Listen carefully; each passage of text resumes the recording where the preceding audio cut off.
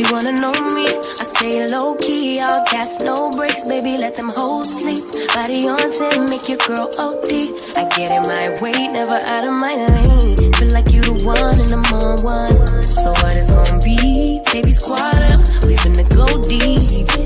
Riding on a team, got what you need. Baby, won't you keep me company? Give me something to do when I get lonely. I got something for you when we get home. If you let me put it down, when I hit the town, you should ride on me. Keep your minds on me. On try, baby, I think you should side with me. Stay solid one time if you lie with me. Just promise you never lie to me. Keep the moves on tuck. I know it's all love. Everything good. Keep the vibes on crush. I know it's all good. Know it's all love. Know it's all love.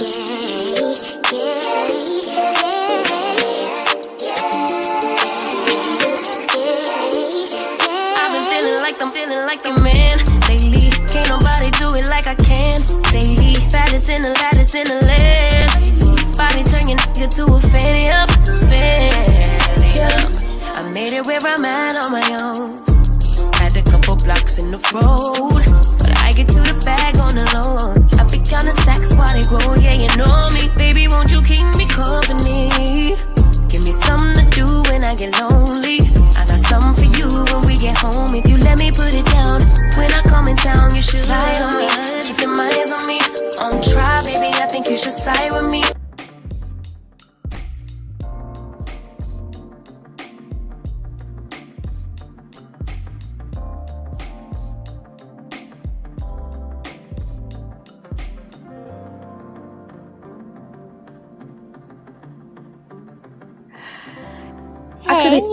I could have used the 3, 2, 1 or something.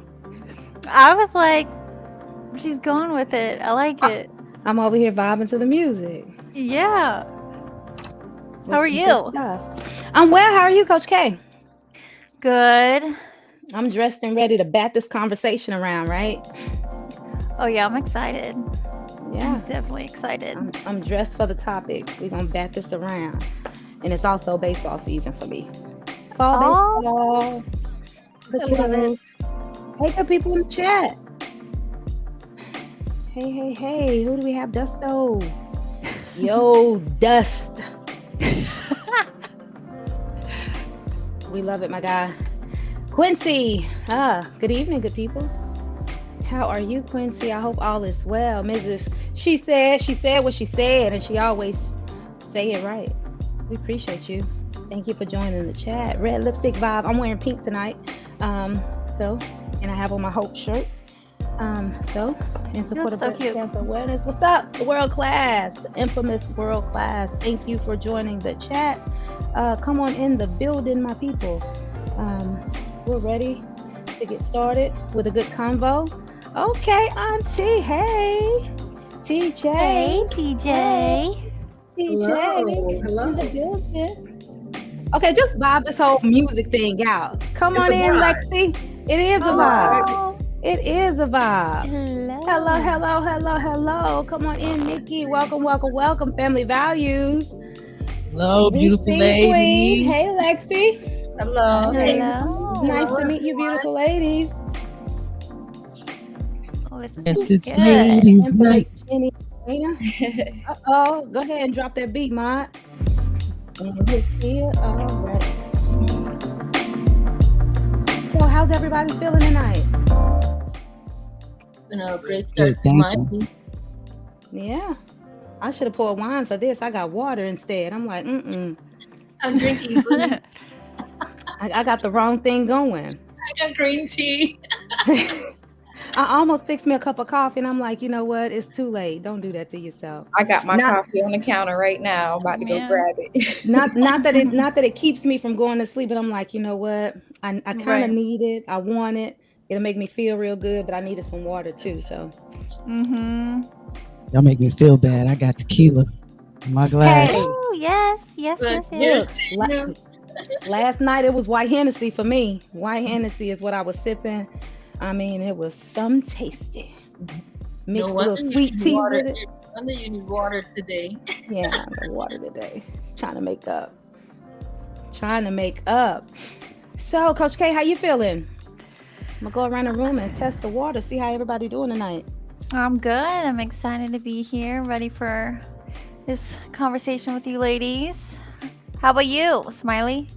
I'm okay. You have running around to do? Just a little bit today. So I was on noonie duty last night. For those of you who don't know, I am a noonie. I'm not a grandma. I look young because I am aging gracefully. Good genes as well as this water.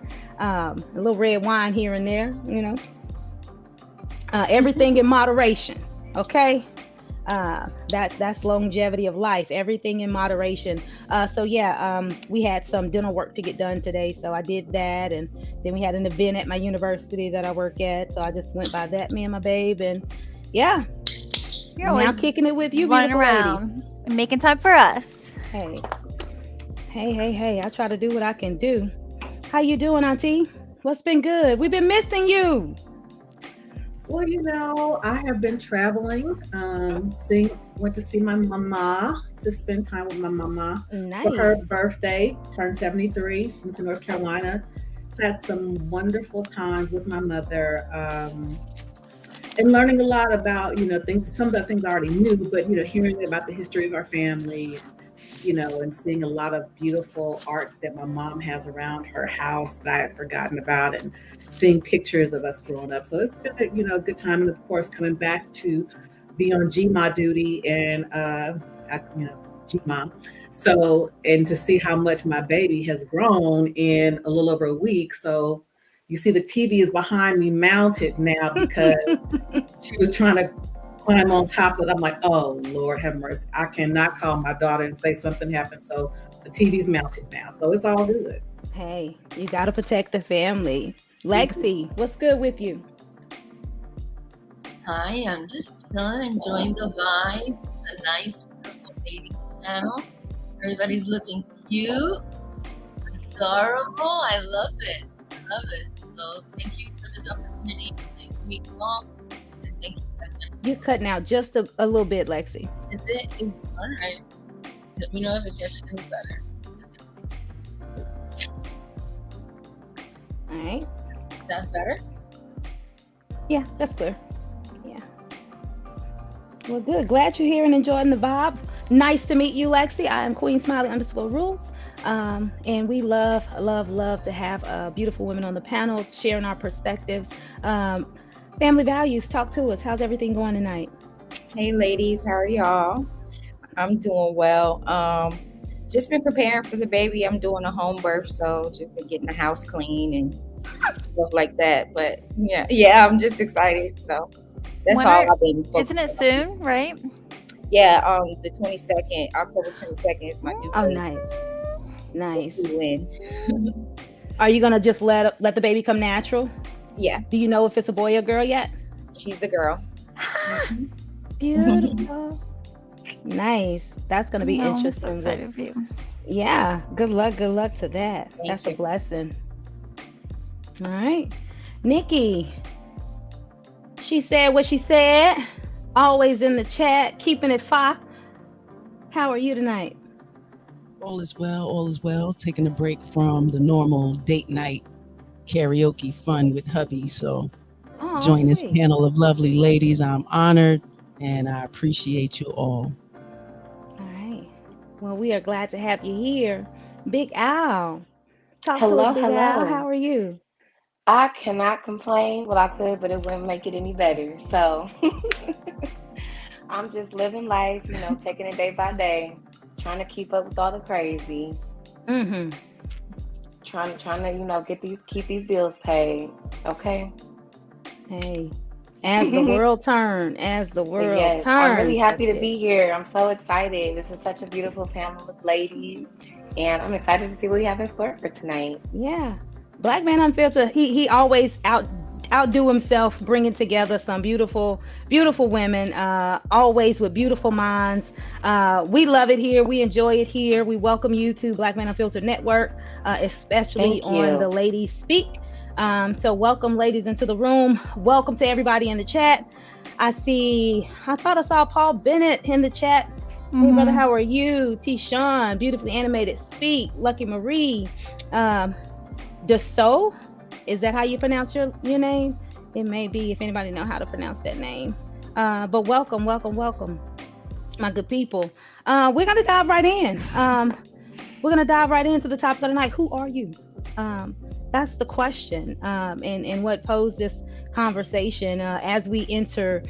We've talked about some relationship situations and dating, and selecting that one individual that you choose to share life with. So this was kind of sparked. There she is, beautifully animated. Come on in the room. Hey, girl. I was wondering where you were. Yeah. How you been? Oh, girl, I ate something and had an allergic reaction. So, yeah, today's my first day looking normal. Oh, sweet babes. You feeling all right? Yeah, everybody's good. Okay, well, that's good to hear.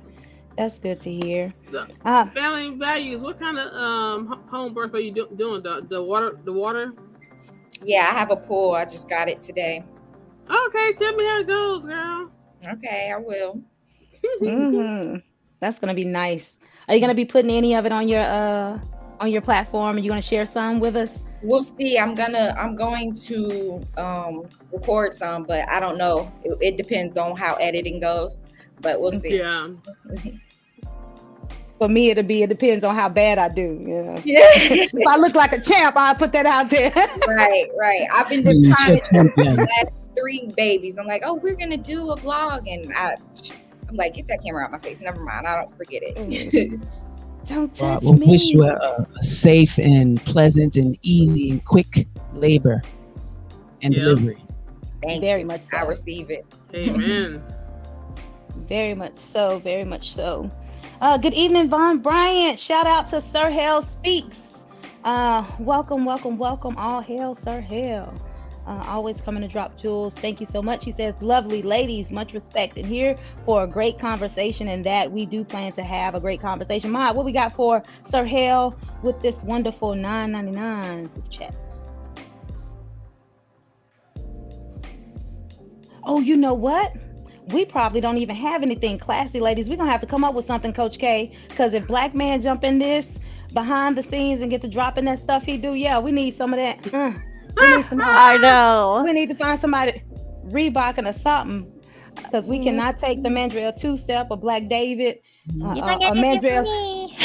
No Mandrell's girlfriend. Thank you. Do a cheer. Y'all ready? Back in my bag, yo. Conscious. ISO. That's it. We thank you, Sir L, for that $9.99 super chat. Come on in the room. Please don't forget to like as you come in. Also subscribe to the Black Man Unfiltered Network. All right. Support the channel. You see the Cash App strolling at the bottom. And as well, these ladies, as we exit tonight, will share how they can be seen here in the YouTube space or on social media. We ask you all to share where can we come and see and support you guys. So please don't forget, as we get ready to exit tonight, to drop that. We're gonna go ahead and jump into the conversation. I think that's all of my housekeeping rules. If not, Jenny will swear me away, and I appreciate her in advance. So yeah, Jenny's who awesome. are you? And and us making those selections to the final, hopefully our final individuals in life that we choose to share life with. There are times where we've gotten it wrong, and we found ourselves in situations where we look around and be like, who in the heck are you?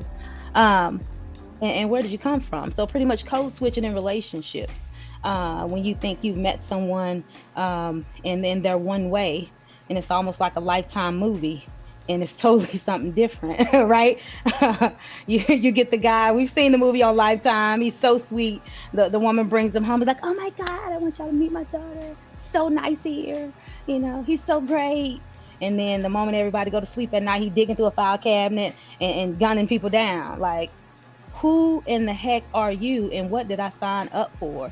Ike and Tina, all day long. Tina got with Ike thinking that she was going to level up in life, and then she was knocked into next week, They're like, oh, hey, who the heck? Shoo. That's that's why when now y'all starting trouble. Oh, now we start trouble. Yeah, but that's like it. when what Tina Turner, right? Mm-hmm. I think it was also done on Waiting to Excel. Yeah. That they were both like, I'm keeping my name. I worked too hard for my name. Oh, Right? yeah. Yeah. So, but code switching in relationships, lady, we're gonna talk about it because we do it in so many different settings, and I say we because we found ourselves doing it as well. In which we've been in situations we were one way with a guy, and the moment we were trying to put our best foot forward, and the moment he did that little pet peeve we don't like, oops, we put on that other face real quick. Oh yeah, I got stories. Yeah. So talk to me. Talk to me. Tell me about a time. I would love to know why people do it, but I know it's hard to kind of pinpoint that. But have you ever found yourself in that situation? Either you was dating someone, or either you did the switch. Talk to me. How was that? I mean, I would say. I'm sorry, I just came straight out the gate. Come on out the gate. We here for a great gated conversation. We gonna be contained in this space, but it's gonna be wild in here. So I would say, in the beginning of a relationship, you're one way. You show the person like all your best qualities, your best attributes, your best everything. But then, like as time, but as time goes on in a relationship, you get comfortable with one another, and then they start seeing like who you really are.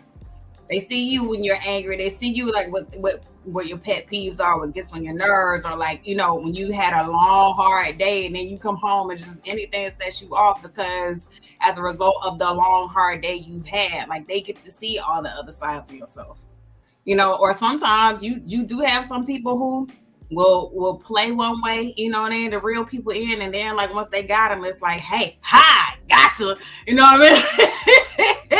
This is who I really am. Mm-hmm. You know what I mean? But by the time that other side comes up, like it's too late. They already in love, so they start putting up with things that they wouldn't ordinarily put up with. But I think all of us do it to a certain extent. Have you ever been in that situation, Shushu, where it was just like shockingly? My God! One thing about me, I am very nice. I am very sweet, and I give you a warning, like, hey, all right, that don't do that. Like, that's not cool. And then, like, if the person keep pushing that button, keep doing it, like, hey, I said, and then what I'm saying, when the other side of me come out. I mean, especially in a relationship, the guy's like, oh, no, you being on me. Well, hello. I wonder why. It's almost like dancing. You pulled her out. Okay. Yeah. It's like dancing. You step on my foot one time, and it's like, hey, look, excuse me, you stepped on my foot. We keep grooving. All right, you standing on my big toe. Like, if you don't get off my dang feet, like, you must be out your mind. I was just dancing. That's the people say, I was just dancing in your face. Like, how many times somebody got to tell you? Okay, you dance over there. How about that? Yeah. Okay. Right. And that's what you do too. How about you just go dance over there by yourself? Go over there. Yeah. So feel that. I want to give my little 2 cents about this code switching. I've actually been kind of guilty of this in a way.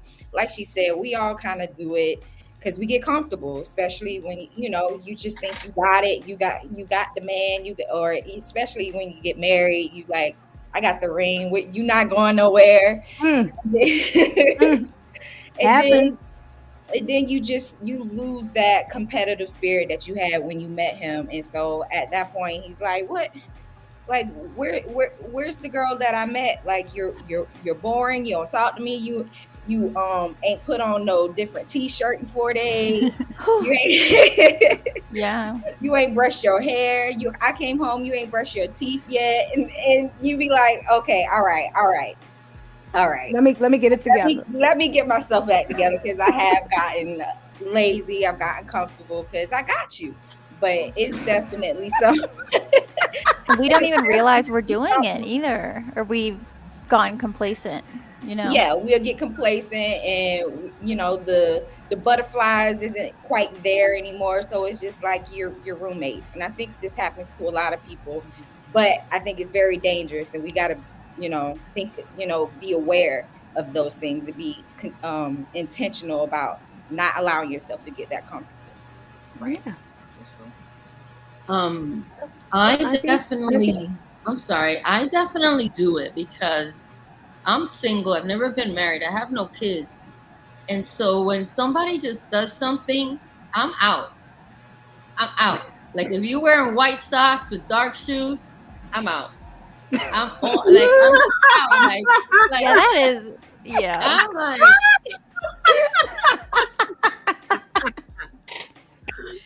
I can't even disagree with that. I've been there. I've been there, Lexi. So. And then when I definitely know the code is switched is when I don't put my eyebrows on for him anymore. And I'm like, man, I don't even care if he doesn't see me with my eyebrows.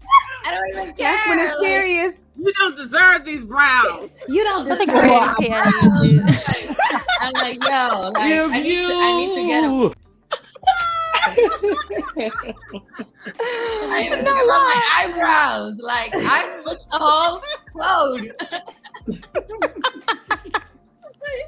That's when it's serious. Who is this woman? I swear, that's when it's serious. I tell my people, man, y'all put me down in the ground without my eyebrows. If you want to, I will hunt you down. But if you see me and I don't have my brows on, I have no respect for you, my guy. Hey, yo. Lexi, I'm with you right there. I have no respect for you. Auntie, what you got? Right, you don't put in that extra work in it. No. Right, no. I guess I keep, I guess I'm old school. I keep raising my hand, so forgive me. I'll just go ahead and jump in. Yeah, just jump in. I think, maybe I used to code switch when I was younger because I didn't realize that I was doing it. Like I think Coach K said, because I thought I was putting my best foot forward. I think what I used to do, kind of like what you do in interviews, when you interview for a job, you give them the answers or the behavior that you think that they want so you can get the job. Mm-hmm. Right. Well, one of the things that I learned about myself in the past 10 years or so, even when I was interviewing for different positions, I am who I am. And I would always just bring that person to the interview and just, I would not think about what I thought they wanted to hear. I thought about what I knew, who I was, and I gave the answers that were commensurate with that. And it just so happened in those cases that I was selected for those positions. But I did not give them, I didn't have the butterflies that a lot of times you get when you go to interviews because I hope I say the right thing. Because a lot of times if you're hoping you're saying the right thing, you're really not sure of yourself anyway. Right. So what I did in latter in life, flaws and all, I just brought my authentic self. And I think it's funny because I was talking to one of my YouTube nephews earlier, and I think my husband, we've been together for 4 years now. I think sometimes he's still amazed by I'm still the same person that I was. I still, but there was a time, he's never heard me raise my voice. He doesn't raise his voice at me.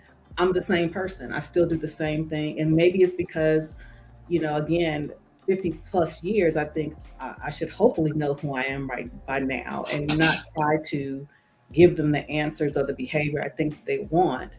So I think that's the difference. But I think when I think about code switching early on, I think it was largely because I was insecure, to be honest. And I, really didn't know myself fully. So I would give them what I thought they wanted from me, not real. And because it wasn't authentically me, it was easy to revert back to who I was or the pattern of behavior I was accustomed to, because I was giving them what they want or I thought they wanted, as opposed to just being comfortable with whoever I was at that time. Yeah. And you made me think about something, TJ, the fact that sometimes we as women are super bold. And so what people say now is a strong Black woman, right? Sometimes a strong woman in general. Sometimes we're too bold, in which sometimes we have to reel ourselves back. And so not so much as, so it's kind of like code switching in reverse, right? We're out there and, so strong, so loud, and then kind of have to be conscious, like, okay, now I'm doing too much, now I'm putting myself too far out here, or I'm exhibiting behavior that's definitely unladylike. And definitely not wife-like. So, yeah. But Yeah, you know what? Miss, To she piggyback said. off of what TJ was saying, I think a lot of that just comes with time. I guess you get older and you start to get more comfortable with who you are and more confident in yourself. Because I find that about myself too. Like, you know, I am who I am, you know, because I finally understand that who I am is enough. Right. You know, and so I don't try and go into situations, whether it be a relationship, whether it be a job or whatever, trying to be who I think that the other person wants me to be or what they're looking for. Because overall, if I go into it like trying to be what they want me to be, I mean, I'm setting myself up for disaster ultimately anyway. Because when me, the real me comes out, it's that, and that's not what they're looking for. It's just, it's not gonna work. Yeah. Anyway. Your true self is gonna come out regardless. Right. And so, or, you know, so just being me and bringing me to the table, like from jump, you know what I mean? Knowing that if they accept me or embrace me, then if this is the person I am, this is what they're looking for. They're looking for who I am. Yeah. We have to also consider that in friendships also, you know, Yeah. your friends are going to love you for who you are. And for those that got a problem with you, those may not be the people for you. Yeah. Big Al, I think Nikki and Beautifully Animated, either one of y'all, we hadn't heard from y'all yet. Jump in. Kind of, I guess we ran into each other. No, I definitely flip flop, but that was like during my depression, when I didn't even know I was depressed, whatever. So the guy was an ass. I just didn't see it because I was dealing with, you know, depression and stuff like that. And as I was coming out of it, he started questioning who I was because I babied him. You know, I didn't really just go like tell him what I thought and stuff like that because I didn't want to push him away and have him run away from me.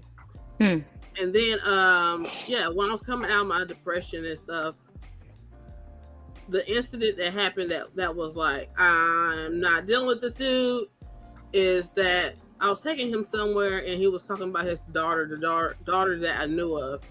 And he says she wants to come with me to go shoe shopping for school.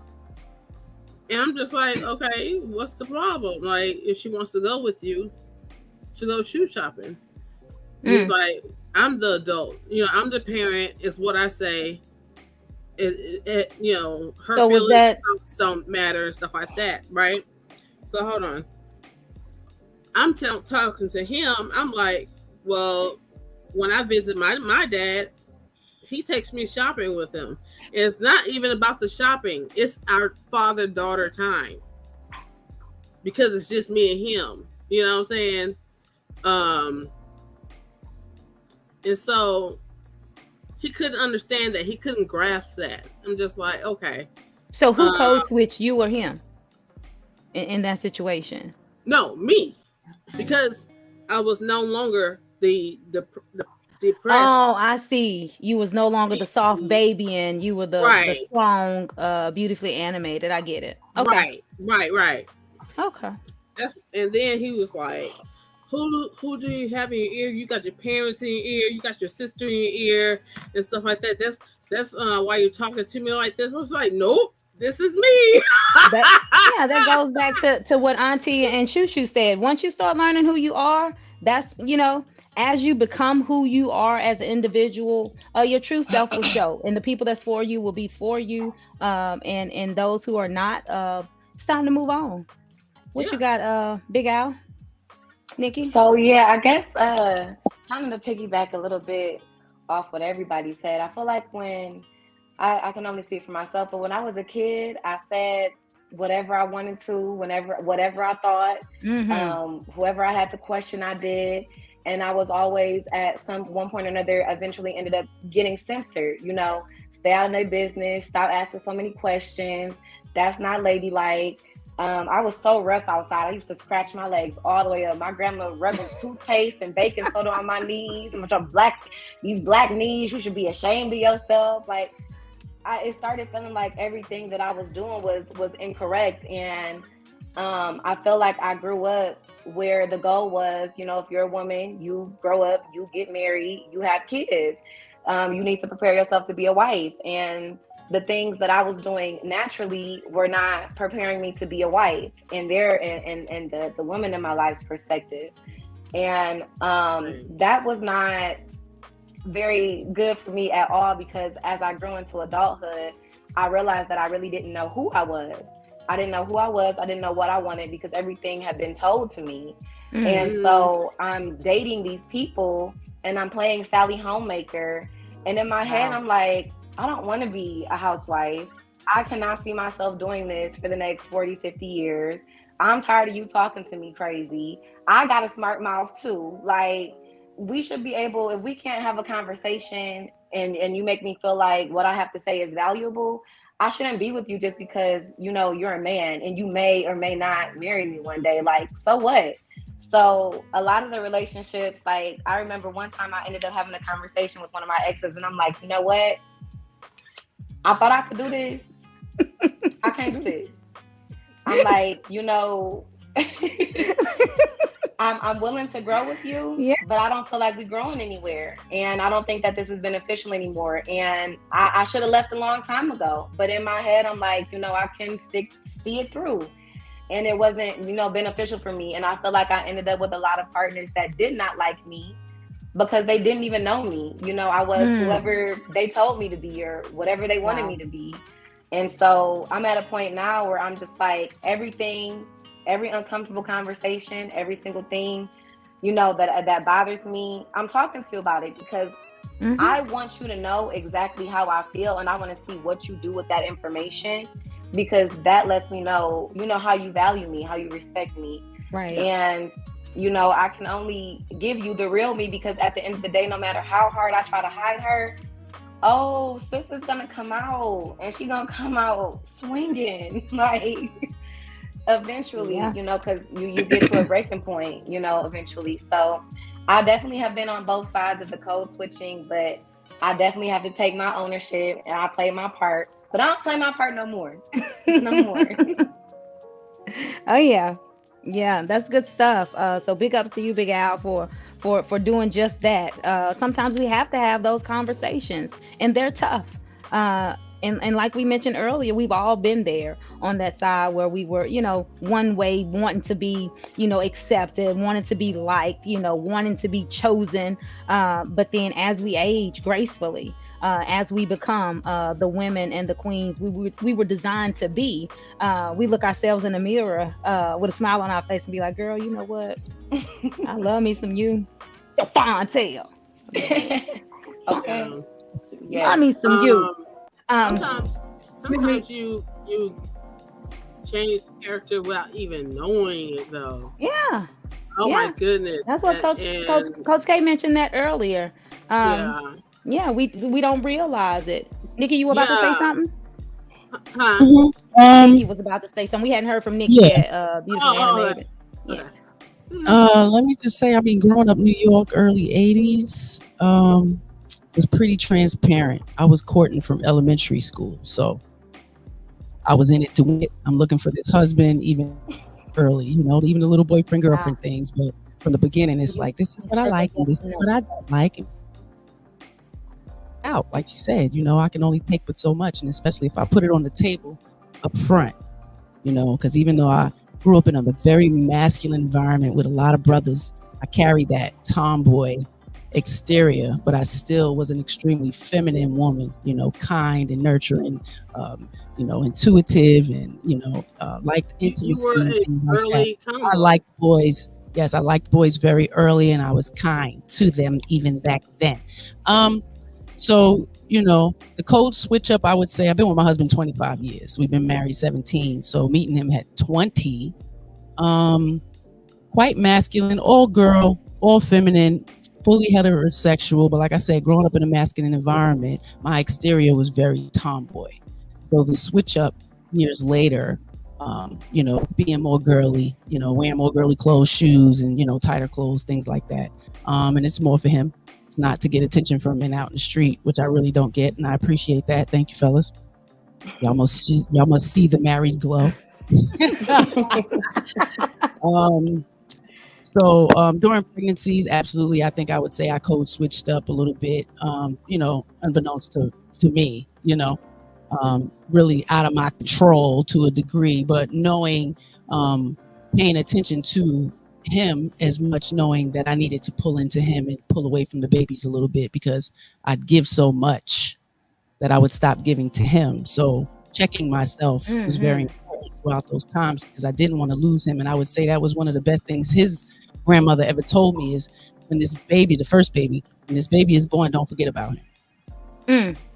Even though he grew up in a home with a lot of cantankerous ass women, I'm just saying, let me put that out there. So to hear that, nurture him, please continue to nurture my grandchild, even when these babies come, was very important. So I continue to do that.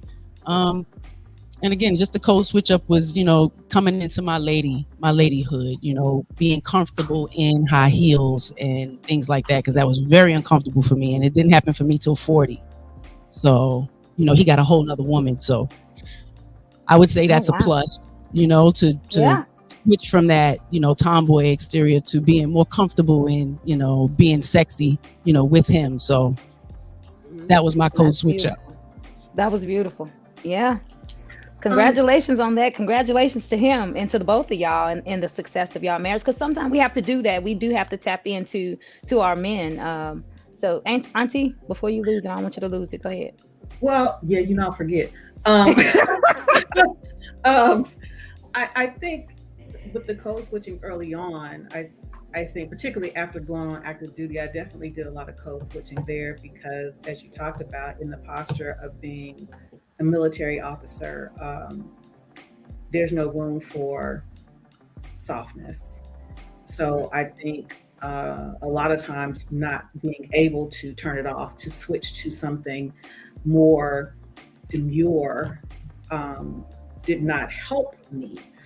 But one of the things, and I just think I said it yesterday, one of the reasons, not in totality, but one of the reasons I don't believe that I code switch as it relates to my husband is because he is okay with my greatness. And I said that I am no longer going to apologize for it, because in these spaces, sometimes you have to apologize for being great. And I think the key is to appreciate your husband's greatness as much as he appreciates yours. So if you do that, you don't have to diminish your greatness. Right. And so I think that's one of the things that enables me to continue to be myself, is that he's okay and he loves my greatness. So I don't have to try to put on something other than I am, because he's okay with my greatness and he encourages my greatness. Yeah. So I do not have to diminish myself. So I think that is something that one of the things that I've learned in my latter years that I probably didn't get a hold of sooner. And I don't have to have on that tough exterior anymore. Like somebody said, I'm glad to shed it. I don't have to be this hard bitch of an officer woman. Because I was. So I don't have to be that anymore. And I'm glad that I don't. Yeah. Yeah. What's that? Coach K, how about you? I'm thinking the thing that comes up for me is the change that I made when I realized, I've talked about this many times, when I was just being rotten and starting fights and just being unruly, but I thought that was just me. And this is what comes up for me listening to all of you share your stories, is sometimes I think we almost, if we want to say code switch, but we need to almost like rewrite the code that we're almost like using, because it's not like we say that this is just who I am, this is how I am, but when you have like an attitude with your man or whatever, that's not you. Like, that's not written in your genes. You know what I mean? Like being crappy towards your guy, and getting mad at him or whatever, and blaming it on that. That's kind of where I have like, we might need to switch something here. You know what I mean? Because that's how I was, and he ended up leaving, you know?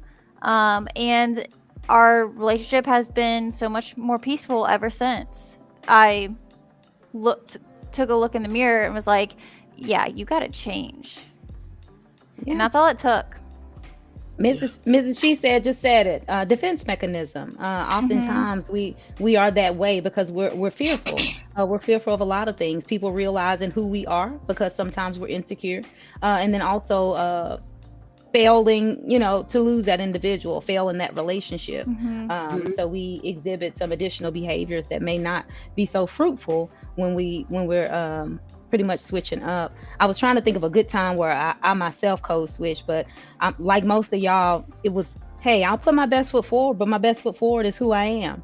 I've always been super kind, but I would say I did the reversal, because as I was younger, I was that loud kid.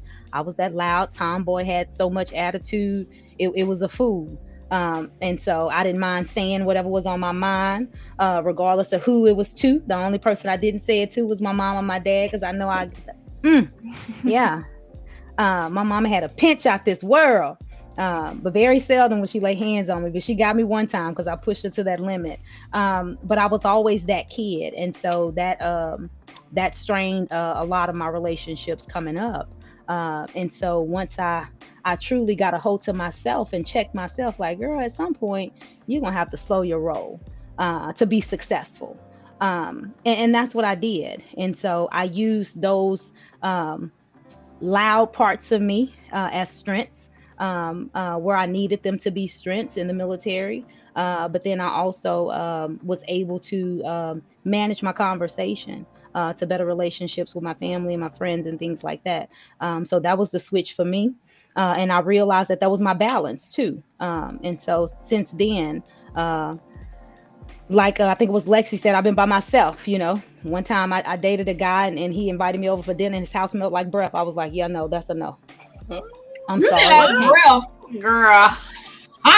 I don't know if his breath stunk or what it was, but it was stale in the air. And I was like, oh my gosh. Me and my girlfriends had it bad back in the day. We'll call each other before we go over there. We'll text each other if we're going out on a date, and we'll be like, girl, in like 45 minutes, call me, and let me know. Because by that time we'll be finishing up dinner, and somebody get ready to make their advance move.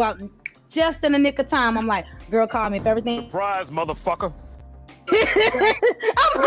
I'm like, look, either everything is okay or you just had a flat and something happened with the kids or something, you need me. Okay. Right. Something is happening and it's happening quick. So call me. And that's the way we played the game. I ain't gonna even lie, And if y'all ain't got them homegirls riding with y'all like that, y'all gonna find y'all some good friends. Okay. Especially if you still out here single, call me or text me, Okay. Tell me to hit you up. I hit you up, girl, you straight over there? Okay. Let me come bail you out. So I'll switch that thing up and be ghost. Yeah. So that happens. I've done that too. Like, listen, okay, so this is where we going. This is where we going. Like, oh, hold on, I gotta go to the bathroom real quick. I gotta go to the bathroom. Girl, listen, give me 10 minutes to give me a call, okay? 10 minutes. All right, or I'll be like, you know what? Everything cool, everything straight. You know what? It's straight. Listen, I'll give you. One time when I got in the car smelled like bad breath. Okay, I was like, yo, your freaking car smells like you got periodontitis. I'm like, you got periodontitis. Because this so specific. Don't get too much close garlic. Just pour on some cloves of garlic, brother. Here, chew that. It'll help. And if ever you need to get out of that like have that call so you can get out of a date, go to the hostess station at the restaurant, give her your phone number, and tell her to do an emergency call that you need to get out on a date, and the hostess will call you and act like she's your friend and get you out of there. Yeah. So yeah, because sometimes it's an emergency situation because I'm saving a life. Right? Mm-hmm. If I can stay on this code, I'll be all right. Like I just gotta get off the premises, because if not, my jokes are gonna come out. You know what I mean? It's gonna be bad. It's gonna be really bad. You start being your true self. Look, you start being your true self like you are with your homegirls. You sitting at the table across from your car smells, dude. Ladies, I got a quick question though. What's up? Why be sneaky about it? Why not just let them know that you just read my mind? Because Yeah, we gotta why not- tell them later on eventually, right? Well, number one, it depends on how you got there. If you wrong with him, I don't think I'm trying to work through your bad hygiene habits, You know, because we very grown. and then- Like, You know Yeah, what? I think that upfront is very and then on important. top of that, you think like rip, like you ain't just come from the court, from the gym, like you No, is that you got when off the the smell shower hits smelling us? like this. No. and then When some the of it smell too hits is you, just you like, get woozy. When the yeah, smell and some of hits it you, is like, how do you woozy. say stuff like that without hurting somebody's feelings? And I think that's what a lot of it is too. Well, you I don't have, wouldn't this. care. you don't have to. Shoo, I wouldn't care. The question would be, is this the normal smell of your car? Does your house smell like this? No, What?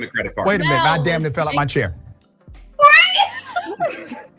If there's a You see date what happens going to on, them I people mean, when they ain't be Jeffrey Dahmer apartment. the intimacy is going down. So if your car smell like this, I can't imagine what your body smell like. So, it's very important to be frank. I'm talking about No But shame. that's I'm trying to marry you, right? I So we got gotta your get question. off top, I'm like gonna you answer said, your be question, upfront. family values. But go ahead, Big Al. Big Al was saying something. You see what happened to them people that didn't leave Jeffrey Dahmer's stanky apartment. You got to take red flags for red flags. Why? Like I said, it's different if you just left the gym. Maybe you just left the court. Maybe this the third day. You weren't stanky on the first 2 days. Okay, let's talk about it. But the first interaction, why you smell like this? I honestly, so I get what you're saying, family values. You do, because I I don't get what mean you're saying. I don't mean to be rude or tell him why. Just say you're not interested and be on your way. So that, here's I feel the thing. You. I feel you on that. Yeah, so here's the thing. I had one guy that I actually had to say that to. And first time I'm like, yeah, maybe that ain't it, Second time I'm like, you know what? This is it. So then I call my homegirl and I'm like, let me tell you. Because he was super sweet. Super We sweet. definitely calling our girls to tell on you. When we have to call our girls to tell on you, that's when it's a problem. And I'm gonna talk about that too, because that's one of my questions I have for you ladies tonight. But I did have the conversation with him, and so it went like something like this. So we were doing, I can't remember what was going on, and I was like, I think I had to go to the store, and it was the perfect opportunity. And I said, hey, what kind of toothpaste and mouthwash do you use? And so don't do that. I'm so I'm just saying, I did, because that's what I was going to get. That was on one of my things on the list. And so I asked what type he used. Okay.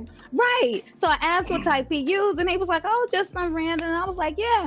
And I said, that's the problem. And so I said, have you ever heard of dry mouth? And he was like, don't.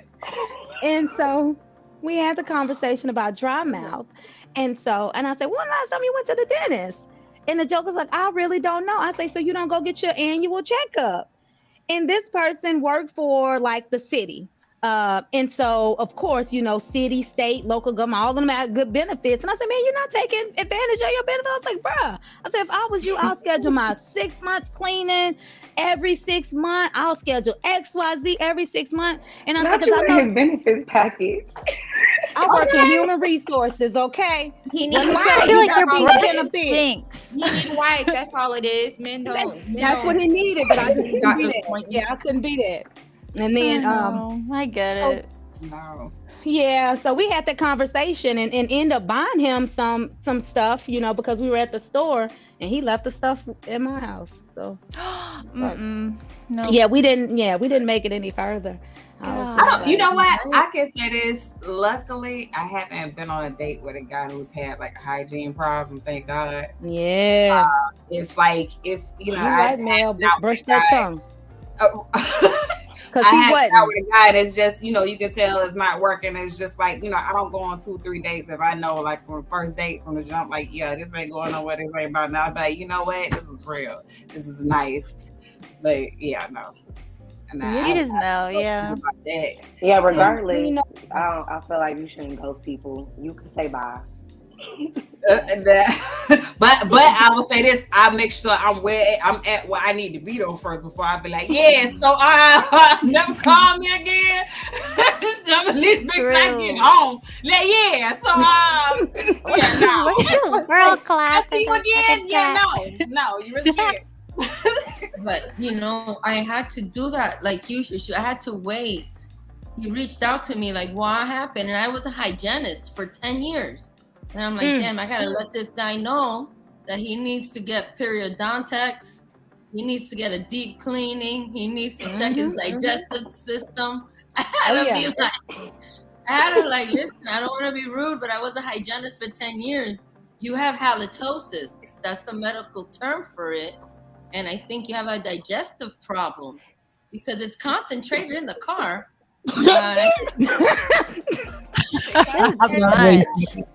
Tell a brother, serious, get you some garlic. It really does help with the halitosis. It's a natural cure. So if you have a problem with, because it's in your gut, it really is in your body. So if you're known to have bad breath, like dragon breath, we grew up with it. Like, so it was something that you're gonna point out. You're gonna tell somebody they breath stink.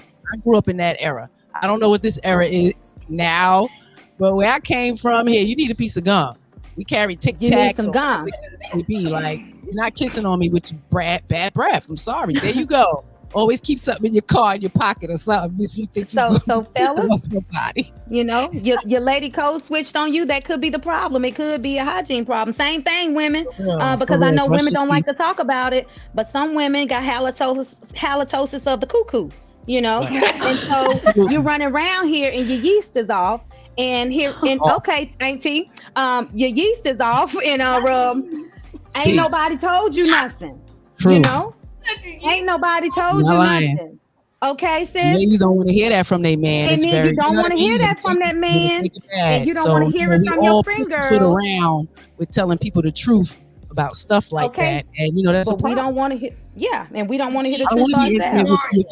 I mean, if you smell good, it's going to entice me more, right? Wouldn't you be more enticed with good smell? A woman who walks around like that, she knows that she smells. Oh yeah, very much so. Yeah, she knows. Like it has to be creeping up her neck. But by the time people around her can tell that there's something going on.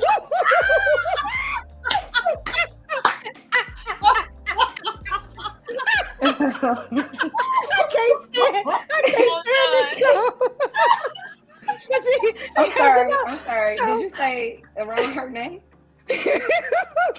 You know what? You would think now some women, I would say, yeah, like they gotta know. But then you got some women who they walked around that with that so long, like they've gotten used to that. That's what I was gonna say. Like, if a person smells like that, think about their house smells like that. So the thing is, it's not a petting zoo. You don't just adjust to the smell.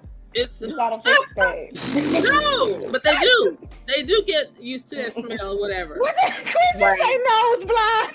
But like on that Febreze commercial, you become nose blind. Yeah. But they still know that they stink because other people have told them that.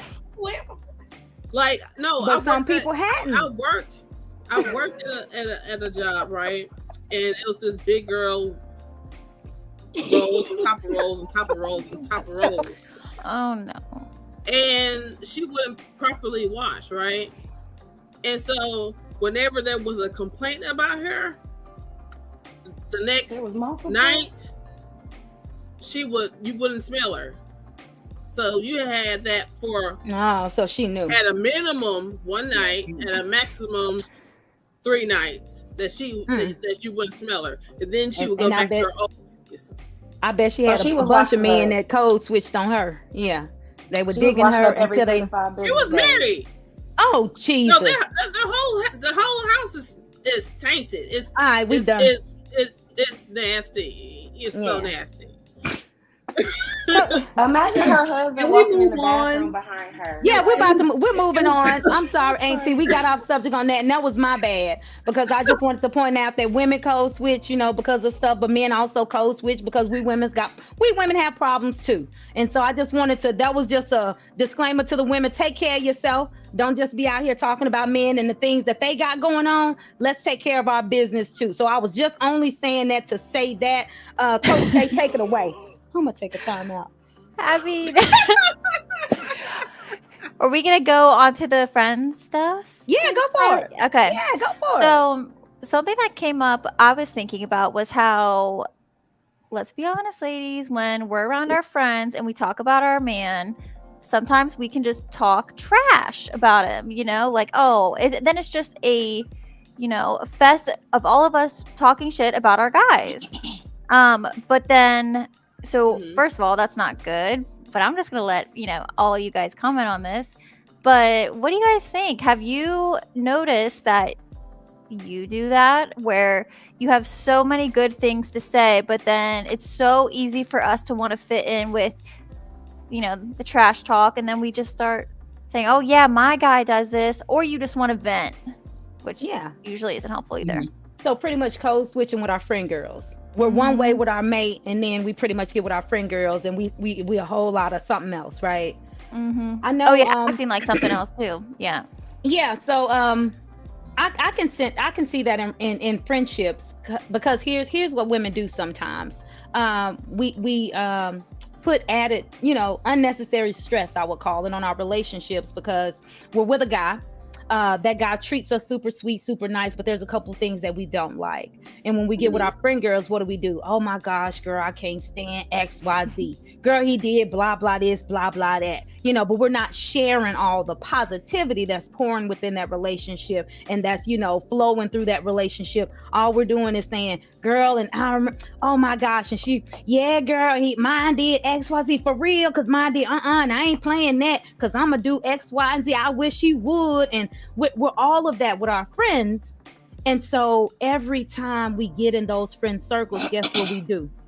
We do just that, man bash, pretty much. So we pretty much just switched up the whole game. But soon as he called us, we right there at the table with our homegirls, phone ring. Hold on, this babe, right? Hey, babe. Right. Just with the girls. Okay. All right. Okay, lay you back. Oh my God. We got to stop, because that's in essence code switching too, Yeah. We're switching it up just to be in this conversation of negativity, when in all actuality, that's not helping our relationship, because this is what happens. Our friend girls be ready to go bust the windows out his car, right? And then the very next day, you booed up and can't even answer the phone for your homegirl. Me and Bae are on a date right now. Girl, just yesterday, you said X, Y, Z. Right. That's a problem. Yeah. And so, do we say it to make our friends feel better about being single? Come on, Miss. She said. Say it. Go ahead, say it. I mean, because I've never done it. I've been with him 25 years, and I don't do that. If anything, I'm coming to my sisters to say, I'm in a little distress, like I'm confused or whatever the case may be, versus putting all the blame on him. Right. Pointing it out, making it an issue, like, but you're gonna go home and slob his knob or lay with him. So I'm confused. If he's all this, all that, you're winning. What does that say about you? What you say, Big Al? And you're not leaving. You picked him, you're and not leaving. So why you doing it? It's a fine line between, I feel like, venting and maybe getting an outlook on a certain situation. You don't have to bash your boyfriend or your partner to vent. To get a perspective on something. Now, that is one thing I do take from the old school. They left all their skeletons in their closet. What happens at home stays at home. Like, this is our private business. And nowadays, everybody is on social media making the grass look like it's greener on the other side when people really don't know the backstories behind all these photos. Right. Like, and so they in their realistic relationships thinking that this is not how it's supposed to be. It's supposed to be better than this. It should be more. Like, why I can't find somebody that's gonna do this, because that man doesn't exist. They took a nice picture together. She's miserable, and he don't even like her. Like, you don't know what they got going on. Or And subtweeting. Yeah, or just shady stuff. Mhm. But I feel like my friends and I, we're on all different levels. I have friends that's engaged, friends that are married, friends that are single. And I love that if we do bring a problem to them or an issue that we are having in our relationship, their first thing is not, oh, F him, girl, you could do better, like move on. Is okay, well, maybe, there's something we could do different there. Like, maybe that's something that y'all can talk about. Well, maybe just take some time, count to 10, and then go back, and try to, Good sisters. because that's what love is. That's what relationships are. And if you're not willing to fight for your relationship, as far as a simple conversation or leave somebody over a misunderstanding, what are you even doing in this relationship? Why are you even here? You know what? I'm not gonna say like I haven't done it because I have, like, especially in my younger, like when I was younger, like in my 20s and stuff like that. I used to do that. I'm not gonna say up front like I didn't, like I never did it. Yes, I did. But as I got older, and like my perspective on things started to change, like I talk about the good and the bad. I'm telling you something that really messed me up, or like really brought me to a realization or something. I was venting about something. I went to one of my uncles because I was asking him. I was having an issue with my relationship, and I was like, I don't understand why he does this. And he was like, is there anything good about him? He was like, there's got to be something good about him. I mean, otherwise, I don't think you would be with him if it wasn't anything good about him. Like, what's good about him? And then that's why I paused. I was like, well, damn, I do sound very, very negative right now.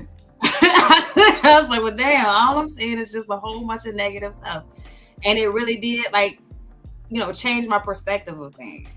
So, like, you know what I mean? Like, yeah, you get frustrated in relationships and stuff like that. But, like, I brag on and talk about the good stuff he did. Like, girl, can you believe? Guess what he did? Oh, my God. You know what I'm saying?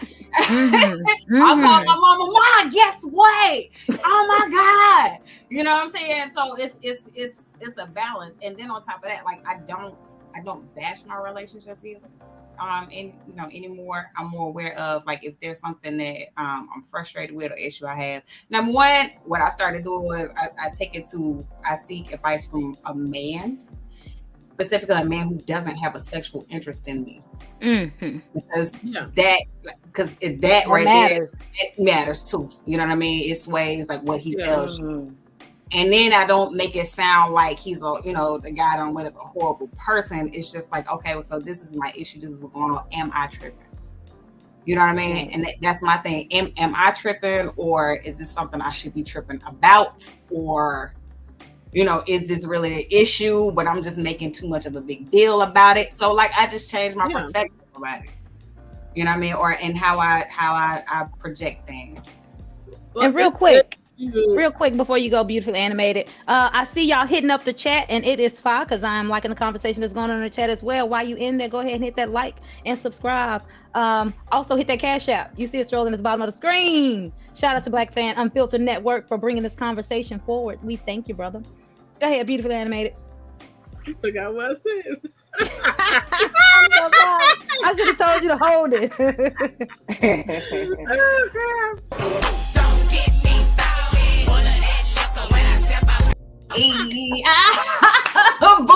I promise y'all I'm gonna be boosted out all weekend long.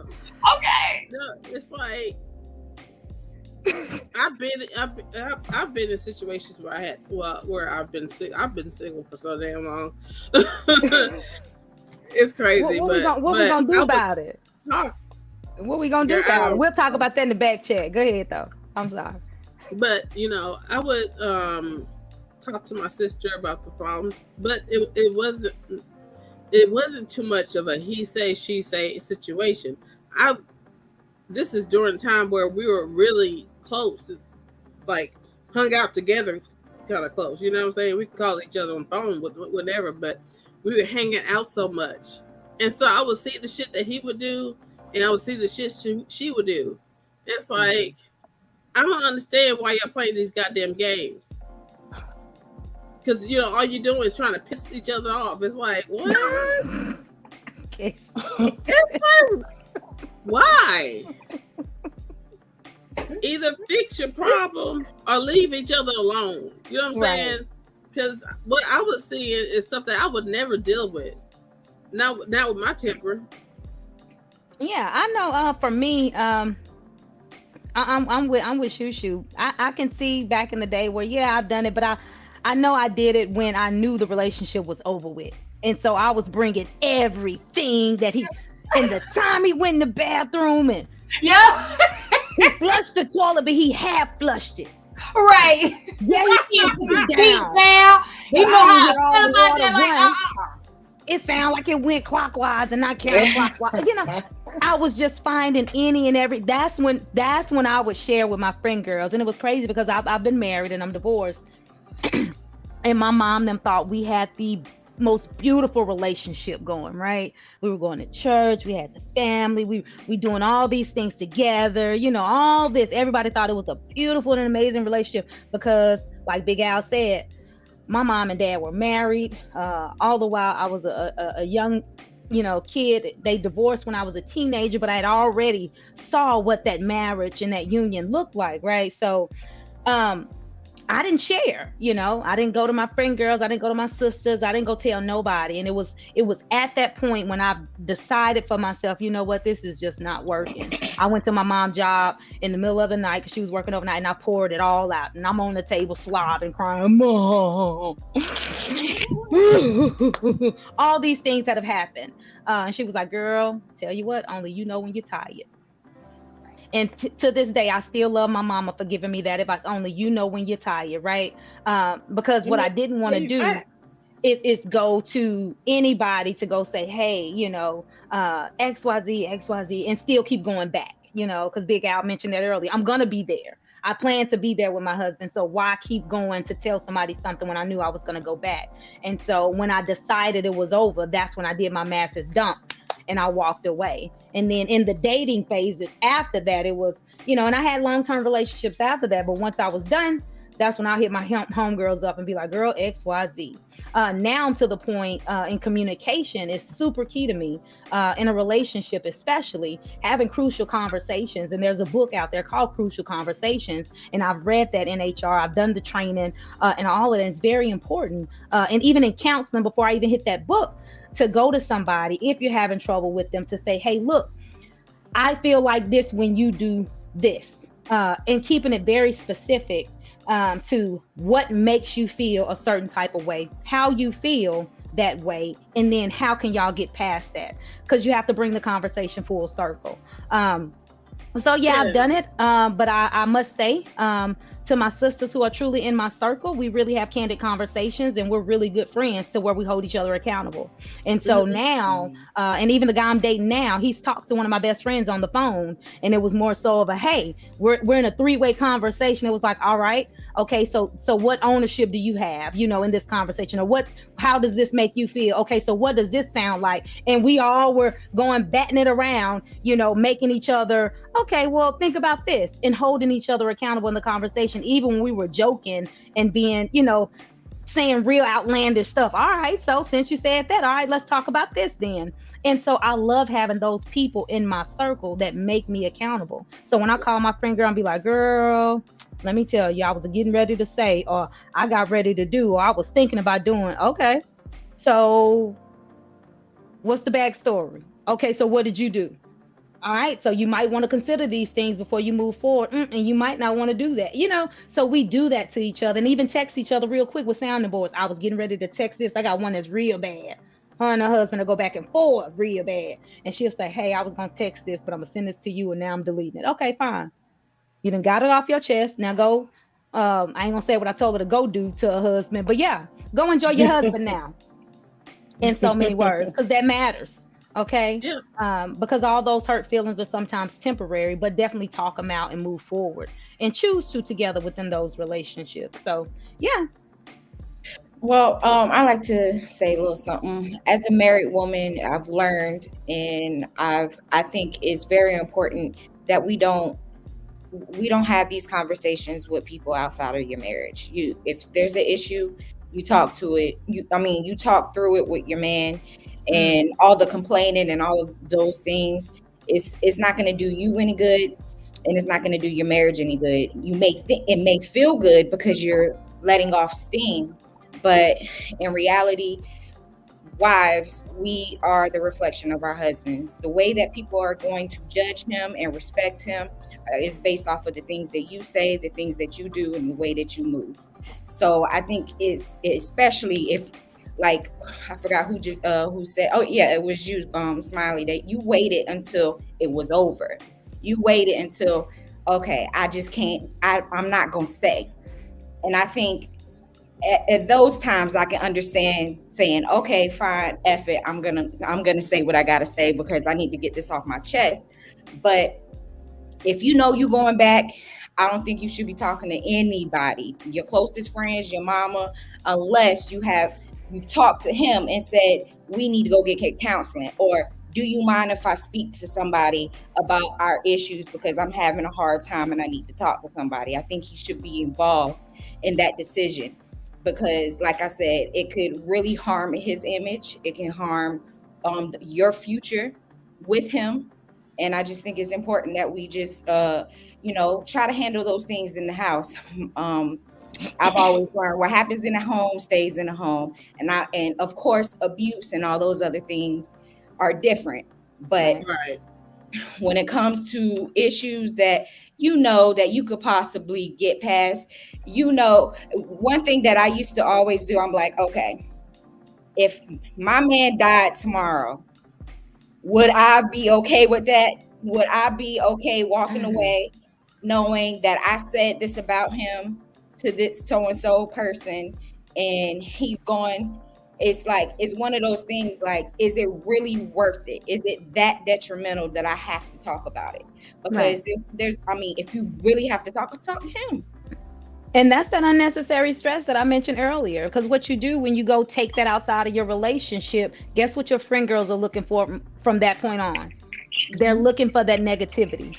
They're looking for, hey, how bad it's going. Misery love company. We talk about that all the time. It's one of those stereotypes. Misery love company. And that's another thing why I say we should be careful what kind of friends that we entertain. I don't think married women should have single friends. I don't think married woman should be talking to anybody that even sits there and complains about her own husband, even if it ain't got nothing to do with you. If her regular thing is, I'm gonna get on this phone, and I mean, if she's been around for a while, maybe check her and like, girl, I'm not here for that. I'm not here to hear you bash your man. But if that continues, that's not gonna be good for you because she's going to want you to do the same. She's going to try to influence you. I know you gotta feel this way too sometimes when he leave his dirty socks by the basket or whatever. They will try to pull you in, get you, give you a couple drinks and you think it's all hee hee ha ha. But it's a lot of times these women just want to have one up on you. Yeah, but that's why I don't tell my girlfriends the good, the bad, or the ugly. I'm very possessive about my man. I don't tell my girls the good, the bad, or the ugly. I'm homicidal. I'm real, I don't tell them anything about my. Don't tell your business. I don't tell them anything. And when they come to me with their problems, I don't have time for that. I always tell them, go get a knee pillow, put your man's penis in your mouth, and talk to him while the penis is in your mouth. Go gargle on it. Right after you finish. I'm Stop here to have some complaining and drinks. get a nut. I agree, Lexi. Do you hear me? Right after you finish, have that tough conversation. That's the best time to talk to a man. Probably won't even need to have the conversation after that. Wait a minute. I damn near fell out my chair. Remember we had that disagreement earlier? Mm-hmm. If you have to have those conversations, start in the shower and get naked in the bed and have the conversation in the shower in case you need to cry. and then get in the bed a little bit wet and hug and keep talking and make love through it. And I don't tell nobody my business, because the kind of men that I like, other women like too. If I'm here telling you information, the good, the bad, and the ugly, and then one day you code switch on me, yeah, right? I'm homicidal. I said that earlier. I may not get you today, tomorrow, but I was talking to my friend girl about that earlier. Right? Giving them a window opportunity. Yeah. You're telling them how unhappy you are, so he must be unhappy, right? So and not only that, but you also telling them what he's good at, you know? Right. Like Lexi said, not the good. Don't tell the good, the bad, or the ugly. Me and my friend girl was talking about that earlier. Like, nah, child. Because some people just be waiting to creep up from behind, you know? Mm-hmm. So, and I would say the difference with men, you know, they'll vent to us. They'll tell us, we just don't listen well. They won't go to their friends and tell their friends all their shit like we do. You understand what I'm saying? They'll tell us, but we don't listen well. So we're not going to really acquiesce to them saying, you know, I'm not perceiving you well right now, or don't speak to me that way, or why everything got to be a fight. Calm your ass down. You know, and this is somebody you love. That's my thing. You know, if you chose to marry this man, that's a conscious damn choice. So if you chose somebody to be mean to, belligerent to degrade, you know, all the negative things, I'm so confused on why you chose to marry this person or be with this person. You know, you told them they needed to be married and make each other better. That's what the purpose is for individuals, for all of us. When we communicate and share frequency with each other, we are supposed to uplift and build one another up, not break each other down. But this is what we're taught. And we just are continuing the cycle, this negative cycle, especially us sisters. I'm sorry, I don't know about no sister code. I grew up with a whole bunch of brothers. And any of the real sisters that I can say I had them since elementary school. I'm 45. So I've had friends over 30 years, and we're not close. You know why? Because I'm married and they have lives, and we all have lives, and we can't be up under each other. You know, but when, you know, thankfully social media has been an outlet and kept us close, you know, but without that, it would be me, my husband, and our children moving around the damn country, making it happen. Can't take everybody along with me. That's it's us against the world, and that's how it's supposed to be. But it's not like that anymore. We want everybody in our business. We want everybody to put us on these pedestals and shit. I really don't care what y'all think about me. I know what I got. I know who I am. That's it. I know what I'm trying to create. So it really doesn't matter what anybody thinks. I'm just trying to put my best foot forward. And that's what Mama taught me early. Sell yourself. Not sell your pussy. Sell yourself. Be a good person, so you will receive that same goodness back. Breaking the code. You preaching. Breaking the code and code switching. That's what we got to do. Go ahead, family values. You about to say something? Yeah, I'm trying to. Can I see the names? I forgot. What's her name? Lexi, the one next to me. This one. Yeah, Lexi. I like what you said. You keep even the good away, because I've never consciously did that, but I did switch up unconsciously and stop talking to females about the good, because there was this one girl, I was giving her advice. She was married, and her man was he was her issue was he wasn't masculine enough. He didn't put her in her place. She could run all over him, and she was just getting tired of it. And you know, I was just trying to help her out, tell her to pray about it and things like that. But one day, you know, here and there, she'll have, well, how do y'all work out? If you were to do this, what would your man say? And then I would tell him, I'm like, well, he would tell me to go sit my ass down somewhere or something like that. You know, I would tell her how my husband would deal with me. And then out of nowhere, she messages me, I had a dream about your husband. I'm like, what? Why?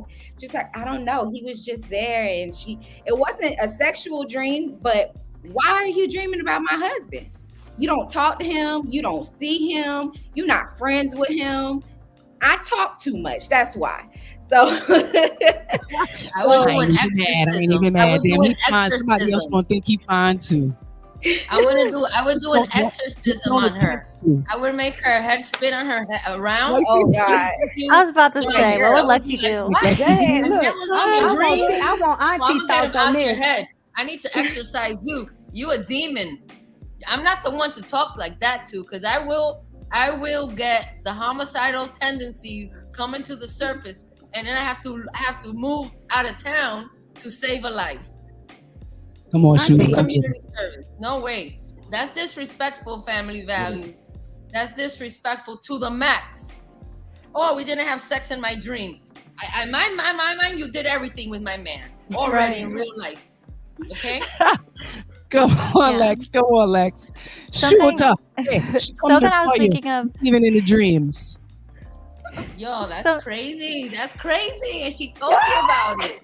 Yeah, It's but not. like Yeah, I said, with the way it. she explained it, she said I was there. It was something.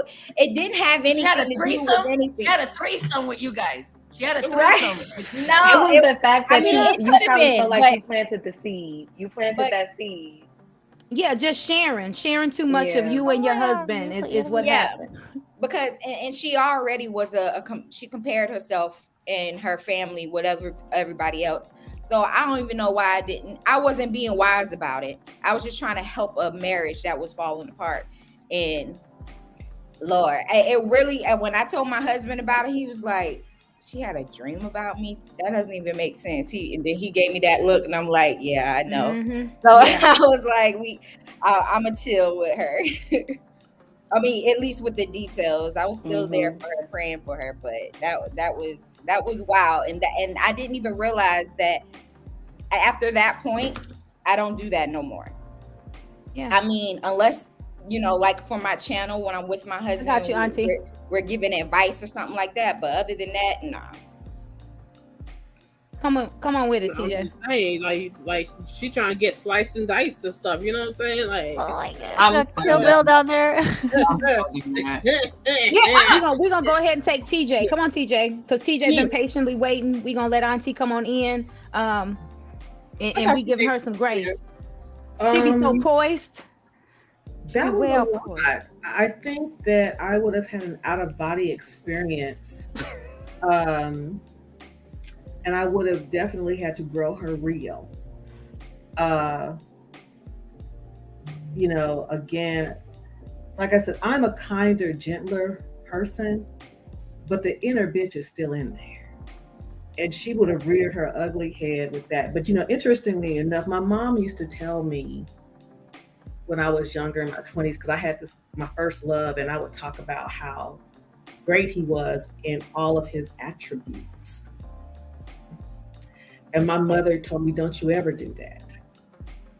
She says, because the more you tell, they're going to say, I wonder what it would be like if I did it.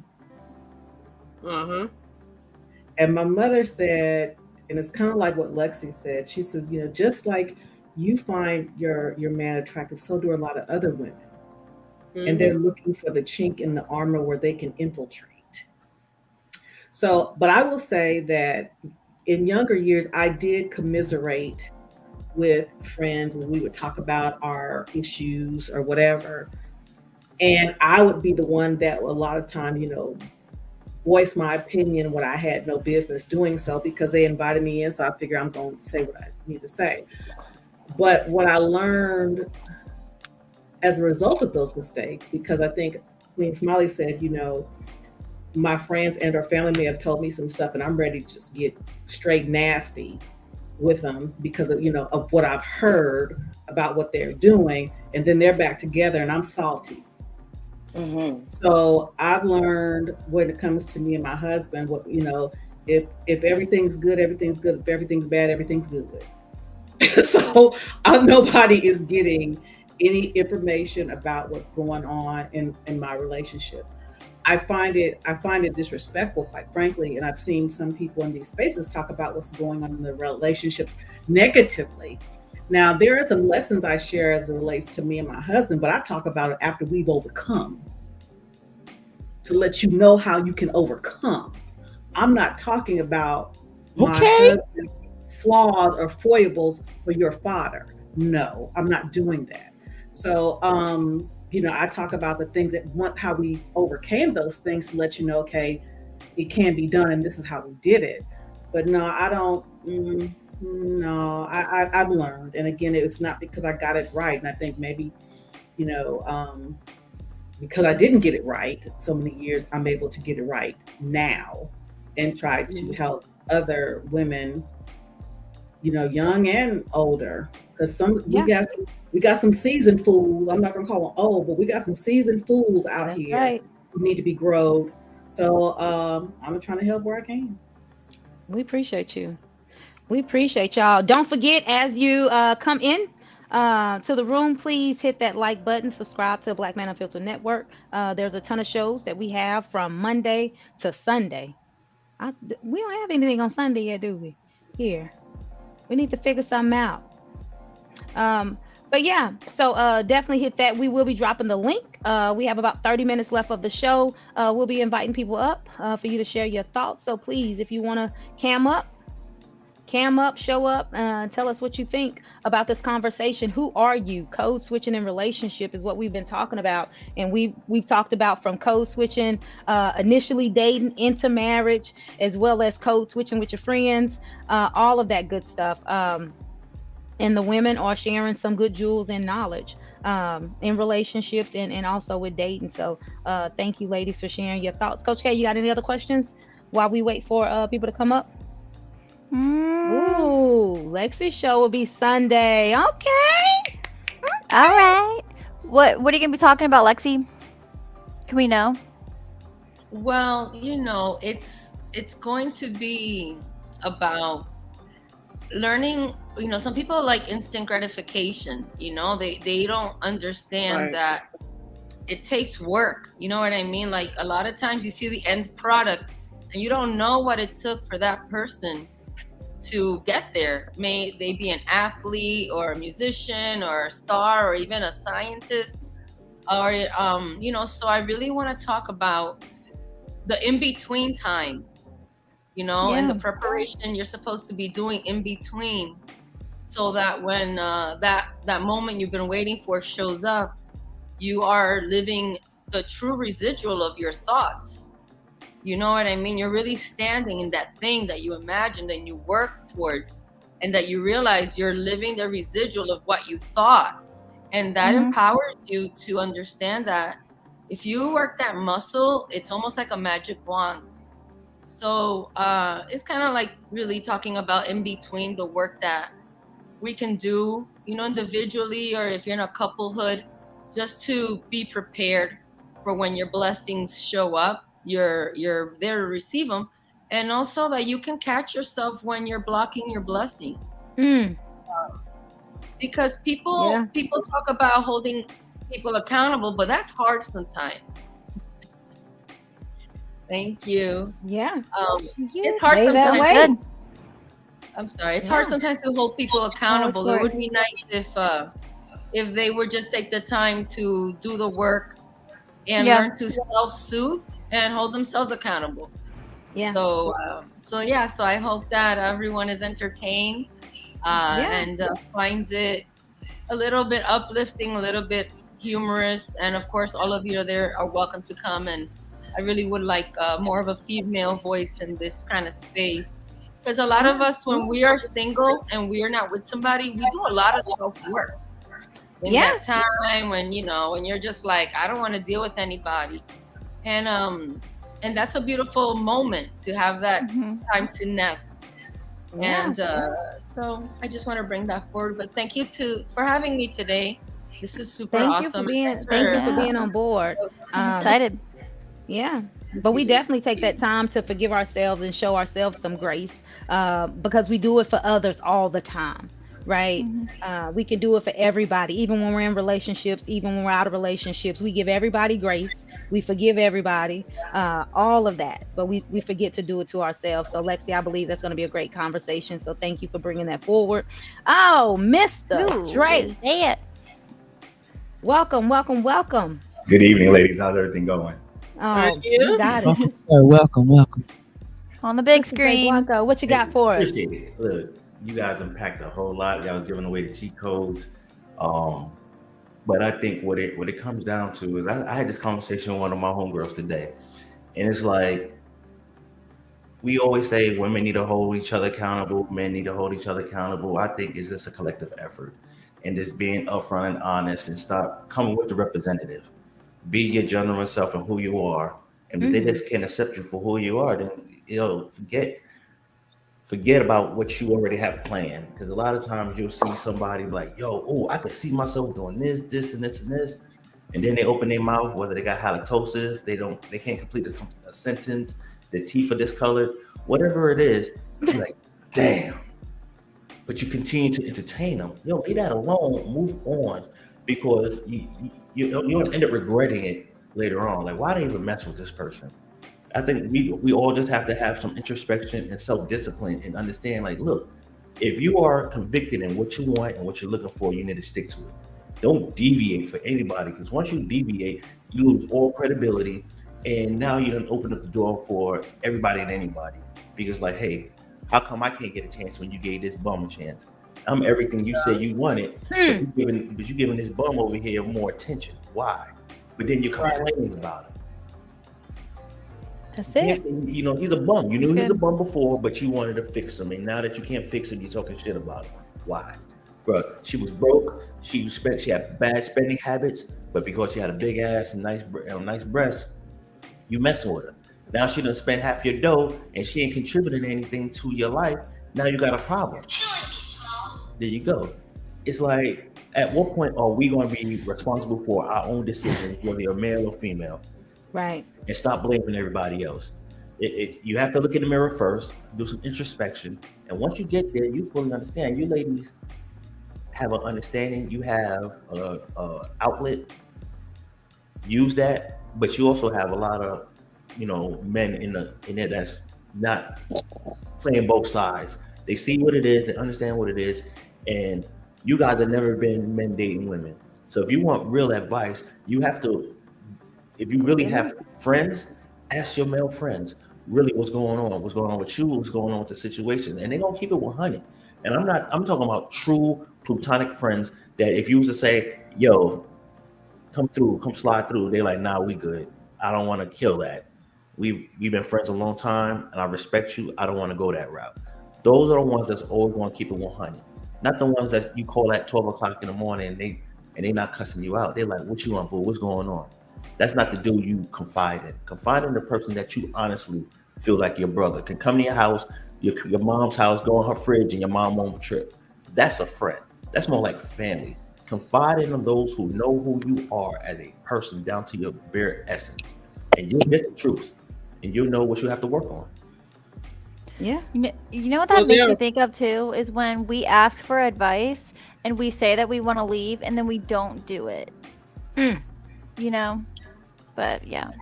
I got a quick question. But to what he was saying, people, I don't know if they think about it nowadays again. But I was always taught there's friends and there's associates. Mm-hmm. So for the associates, it's not like you're gonna walk around and be like, hey, this is my associate, so and so. But for them, it's like when you say friendship or friend, it's used in a loose term, and there's no real power behind it, compared to what you described as a friend, a true friend, Dre. Yeah. Don't forget about the fair weather friends too. Don't forget about the fair weather friends too, because they try to make their appearance when it's convenient. That's not a friend. That's not a friend. I got a quick question though. Can I ask the question real quick to Dre? So you are okay with your wife or a woman that you're dating having platonic relationships and friends with males? And not only you don't have an issue with that. You don't have an issue with her going to him to get advice about you. Here's the thing. If she has brothers, I have a problem with it. Go to your brothers. But if you have all sisters and you don't have any brothers and he's been in your family for a minute, he's never shot his shot, he's never exhibited any you haven't even had never had that conversation about the possibility, I don't have a problem with it. But when see, the thing is, you as a male platonic friend, you have to know your place.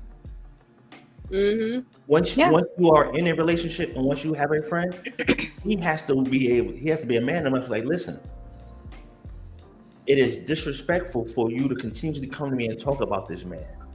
Now that you're in a relationship, when y'all were dating and you didn't know what you wanted to do with him, but now that you're in a relationship, I'm not the one to come to.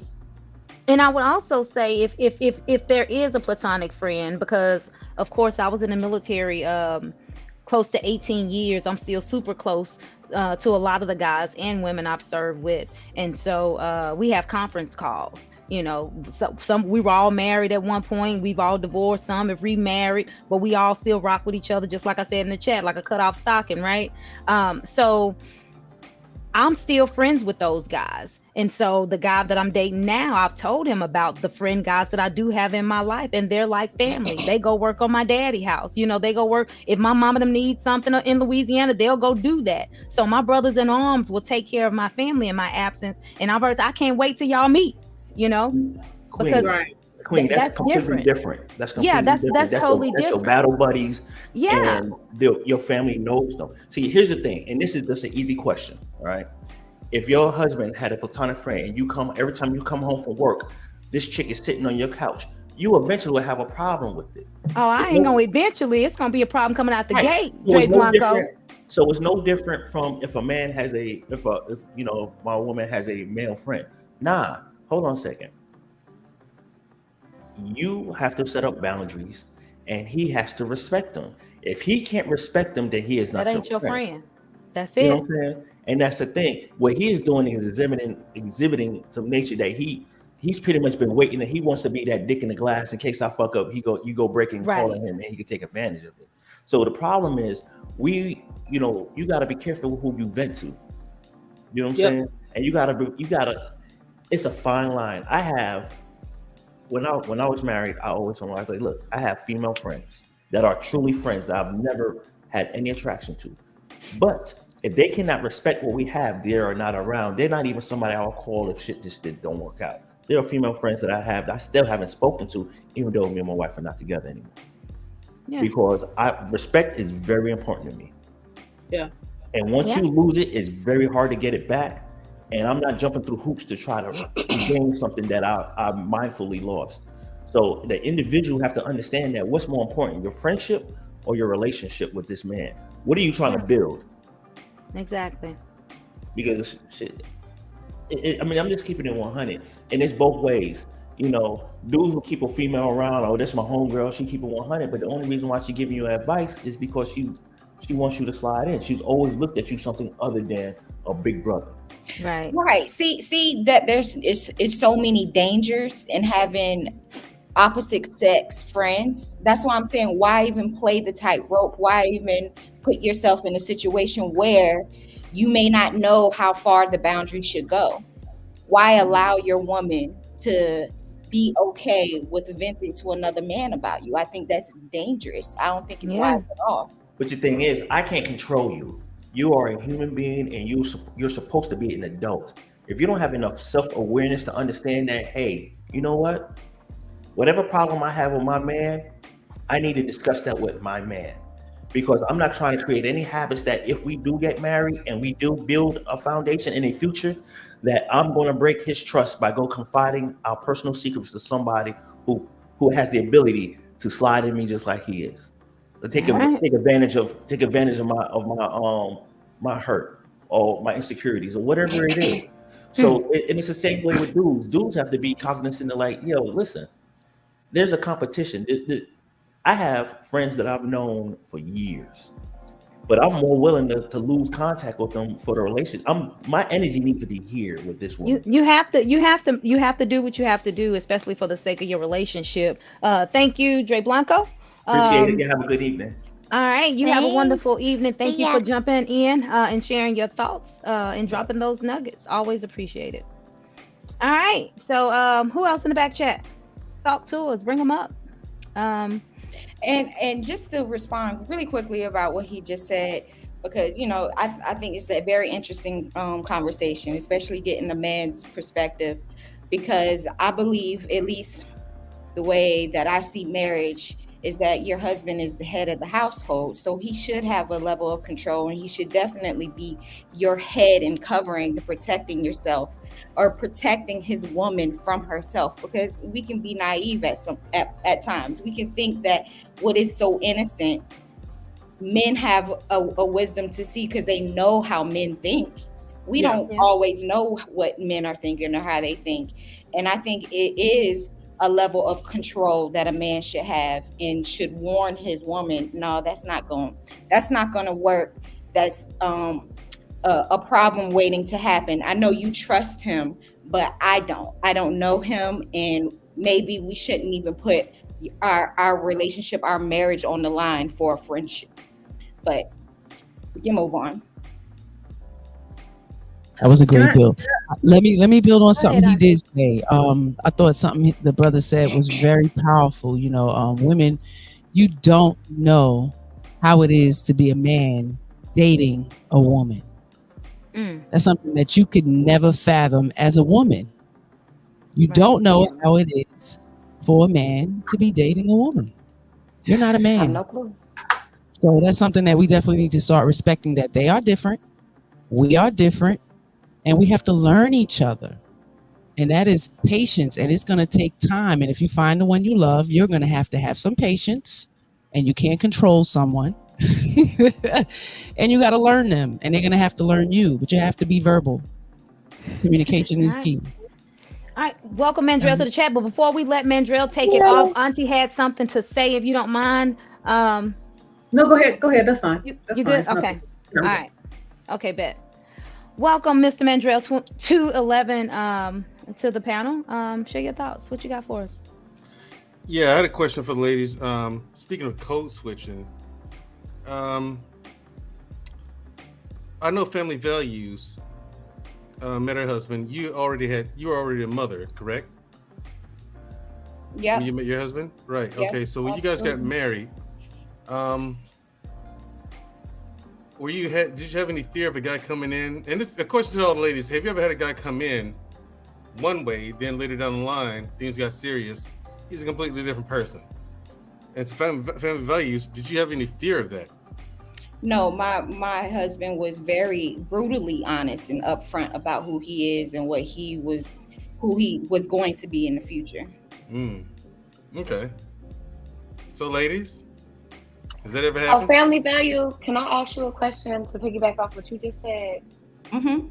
What did he do, or what was it that made you feel like you could trust his word, that he wasn't just trying to hook and reel you? Like, you really felt like, okay, I'm gonna be quiet. I'm gonna submit. I'm gonna let him lead. Like, what made you feel like you could do that with him? His actions. It wasn't just what he said. Honestly, we didn't really have those deep conversations until marriage was on the table. But even in the beginning, when dating, it was his actions, his problem-solving skills, and the way that he was vulnerable and honest with me. He would say things that most men wouldn't say because it would make them look insecure. You know, stuff like that. Like, I don't like that you dress like that. And then he will explain why. Most men will just, it's a red flag, and they're just going to deal with it, or they're going to move on. He was willing to let me know and explain why. And it made me trust him. It made me realize that he wants to benefit me and help me be a better woman. So that's what made me feel like I can follow him blindly. And every time that I was given advice from him, it always ended up working good for my benefit. Right. That's good.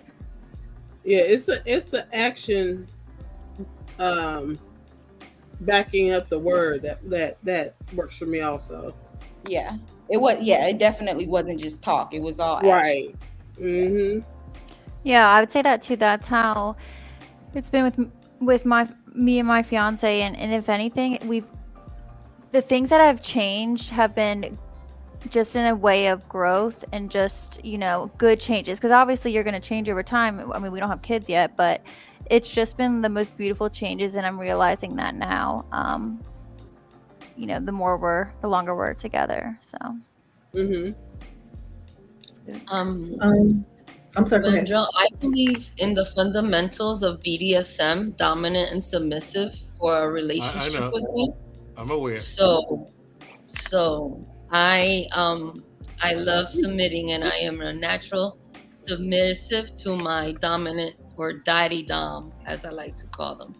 So you're like a gust of wind, Lexi. Every time I love it, but it's like, oh shoot. Well, all right, now, Lexi. When it comes to that, submitting and everything, okay. So there is no fear in you that he might. Well, I mean, if he gets to that point, I mean, if he's been dominant the whole time. Yeah, there's a contract. We draw up a contract. Like a legal contract. Yeah, we get it notarized and we take it to an attorney. Yeah, because my life is his responsibility. There's no safe word. So there's no safe word. I indicate my hard limits, and he respects them, or he's gonna help me grow into them. And I to protect us both. So yeah, like Family Value says, that her relationship kind of sounds like that dynamic, even though maybe it's not BDSM, but it is that she knows her husband is a true dom and a leader, and it has shown her great success in her life. And imagine the beautiful children that they're rearing together. Black David, I hope you coming up. Huh? Black David, I'm watching the chat. So what's the deal with the contract? Why is that even necessary? Because time's almost up, Mandrell. I think it is Mandrell. up. Right? Go ahead. Yeah, your time's been up, Mandrell. I'm sorry, I'm just kidding, Mandrell, but seriously. If you want to talk to Lexi, you can hold that for the back chat. Yeah. Well, come by Saturday night, World Class Channel. We talk about dominant and submissive relationships. It's kind of a late night thing, like Cinemax back in the day, late night Saturday. Come in and we can discuss this. Okay. And I can definitely get maybe more into the contracts this Saturday. All right, no problem. All right. Thank you, World Class, for dropping that. Thank you, Mandrell, for gracing us coming with your up. presence. Yeah. You're quite welcome. It is an honor for you to be here with me. Oh, wow. Oh, wow. Never cease to amaze me. That guy's pride has pride, We appreciate you, Mandrell. Dumbass.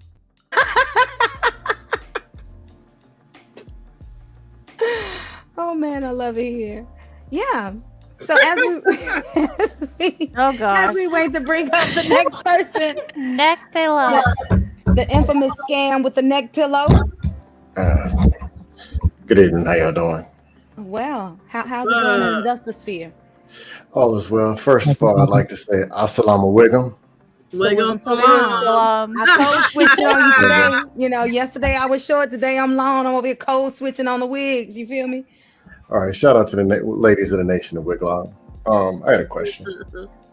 It's probably to those of you who are married. There's the woman you were before, and then there's the woman who you are when you got married. And with a couple of people have suggested to me, because I'd like to go find me a spouse. Then right after I get married, I'm gonna get on every YouTube panel and just start shaming every one of these single men. Then she's gonna start shaming all the single men all across YouTube. It's gonna shame everybody. But there's the woman. I'll explain it. I go approach some cute woman who's nice and polite, and they're always married or taken or something. I thought it was because I was ugly, but I found out that I wasn't. So they're actually be married. And there's the woman who, as they present themselves, and I can tell they're married and stuff by how they present themselves. A friend of mine told me is that's the finished product. That's them as they've been married for 3 to 5 years. Some man that already imprinted on them and already guided them into becoming who they are now. Yeah. It's like you need to find what it looks like, what the women are that are not married that are still moldable. Because most of these women are wigified and just out of control. And I don't want those. Don't nobody want that. But what is it like? What did y'all look like prior to getting on board and buying into your man? Because it's a lot of women who are married or dating somebody now and they say what I see now is not what they were 3 years or 5 years ago when they met. Do you understand what I'm asking? Yeah. I think, at least for me, I feel like I focused on things that I thought men in general maybe would want or liked. That was still pretty authentic to me, but now, I mean, I've been with my guy for 5 years, and it's like I only focus on what he wants, making sure that I'm, not getting complacent and doing the things that I know he cares about and he desires. So that's a major thing that I know that I do. I also think, like, if you're looking for a woman that you want to get on your program, like, have those conversations with her, those hard conversations where you see maybe a red flag, where you see maybe an issue in her character, and sit her down, talk to her. No, you ain't got to be all nasty with it, but talk to her and see how she reacts. See, you know what I meant, like mean. But like, see how she really reacts. If she's like, oh nah, nigga, you tripping, I'm cool just the way I am, you might want to move on and not waste your time. But if she's like, dang, I didn't know you felt that way, and really actually, and within that week you start to see a change, and you start to see her try, at least, even if it's not perfect, if you see her trying to change or do those little things that will make you more comfortable or happy, that's the type of woman that would be moldable, especially if you're willing to actually take the time to talk to her about those certain things. Because we got to admit, in this society today, you're not going to find a maid wife. You're not. Especially one that's made just for you. So you're going to have those tough conversations. And I think a lot of men are just afraid to have those conversations. But if you do, you'll be able to gauge if she's going to be able to mold to you. All right. Well, does that mean? Oh, go ahead. Go ahead. There's a difference between trying to change a person, which I think is what people get stuck on, and there's making a few little tweaks here and there. You know what I'm saying? Because I think, like you said, there's no one out here that's perfect, but you can, both of y'all in this relationship can make the little tweaks here and there that will make yourselves better for each other. Right. Yeah. Right. And ultimately, you end up a better person overall. Yeah. Right. Absolutely, I agree. So that's so. Me and Mr. Harris, we've been together 25 years. So meeting him at 20, growing up in a very masculine environment, I had very masculine characteristics. Nothing cantankerous where I was combative and wanting to fight and things like that. Grew up in a very large family, so very family oriented. Grew up with a lot of loving brothers. So I grew up with knowing, the value of men and boys, because as boys, I valued them.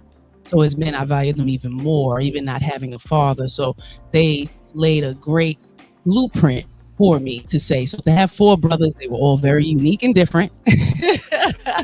So I got a great view of different kind of men. So always being the debating sister in the group to say all men are not the same. When the cackalaking began and the man bashing began, I was the fighter to say, yeah, kick the bullshit. Y'all need to get your shit together. So I would be excluded from those types of conversations. I'm just saying. So before him, yes, I had to tuck my penis that, I just grew up with, growing up in New York in a very masculine environment, street life. So, it was absolutely a great adjustment. I knew who I was. I knew I wanted to have children. So with having children, I knew I wanted to have a husband, even though, my mother had, a stepfather. I had a stepfather for 30 years. She made, even if their relationship wasn't what I aspired to, she definitely made me realize how important a man was, so carrying that, I came into every relationship having that general respect for our differences and willing to adjust if need be, long as the delivery, it was reciprocated respectfully. Very transparent child. So growing into a young woman, I was very transparent about who I was and hoping a man would accept that masculinity as it dwindled away. because, you know, some of you will all have our feminine and masculine characteristics. So it was a lot of things that I'm good at, that I take lead in. But absolutely, as a man in this household, he takes a lot of lead in many other things, you know. So when he's not around, those qualities actually come in handy for me. But like I said, I don't carry the combative, you know, wanting to be argumentative with men and, you know, carrying myself in a negative manner. So femininity was always intact. I just was a tomboy. No, that's you know, I had to grow out of that tomboyness. Yes, was ma'am. like walking like my dad and my brother, like Yes, totally ma'am. masculine and stuff like that, and wore pants, wore black, all this. Yes. Golf like, you know, salt and pepper. We grew up in that area, big baggy clothes. And it was absolutely a protecting mechanism for me, the modesty, you know, the baggy clothes and things like that. My taught me, don't expose your body. You know, a slut is a woman who exposes her body. And this is what I grew up with. So to hear now that, you know, women want to be proud to be, you know, extremely exposed and put themselves, you know, in unsafe situations, because it is, I'm sorry. It is. I don't care where you are. Nowadays, they are snatching any and everybody up.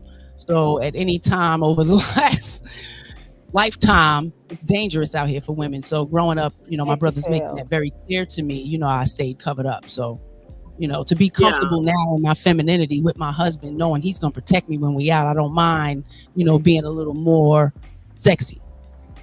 As a grown woman. And I have a lot of young women in my house too growing up. So I didn't want them seeing me, you know, half naked, because I didn't want them to think that that was okay, which they don't. So I appreciate that. You know, I modeled a certain type of behavior that I wanted them to see as a lady. Well, that's why earlier when you mentioned it, I was just like, you became a girly tomboy, because it's like that you can't really rid yourself of being a tomboy, but you can become my poor children used to get asked when I picked them up from school, is your mom gay? And they thought, yeah, my mom's always happy, you know, because they were very intelligent, you know, but they knew if they would have asked, if your mom is homosexual, they would have answered that too. You know, my mom is heterosexual and she's married. So they just wasn't, you know, used to the look. Right. Because, you know, gym shorts and a wife beater and some cornrows kind of makes you look a certain type of whack. You know, I was kind of protecting myself even then. It kind of kept the men from, you know, hollering at me or whatever the case may be when I wasn't with my husband. So maybe that was it too. I really didn't realize I was doing that, but. Dusto, I ain't get a chance to say bye. So thank you, Dusto, for gracing us with your presence. We are 2 more callers before final thoughts. All right, so we are taking 2 more callers before final thoughts. We're going to keep it short and sweet. We're about to get ready to wrap up the show. So mods, if there's somebody else in the back waiting to come up, go ahead and bless us with someone's presence. If not, I'm gonna roll it. Scam say he was evicted. Lord help. Sent back to the dustosphere. Dumbass. Yeah, this topic's been hot. So when I tell you there's still, I see on my end, there's still about 30 people live in the chat. So and that's a beautiful thing. So thank you all. We only need 3 more likes to get the 50. Yeah. So hit the like button. Go ahead and drop that one. Also, if you love it.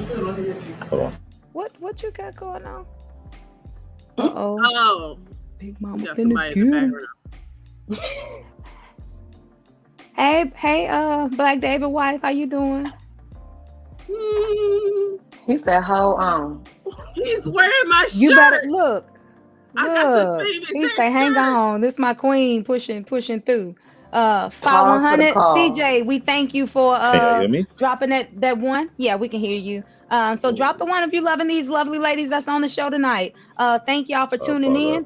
Don't forget to hit that like button. Don't forget to subscribe. Don't forget to bless that Cash App. You see it strolling at the bottom. $ Black Man Unfiltered.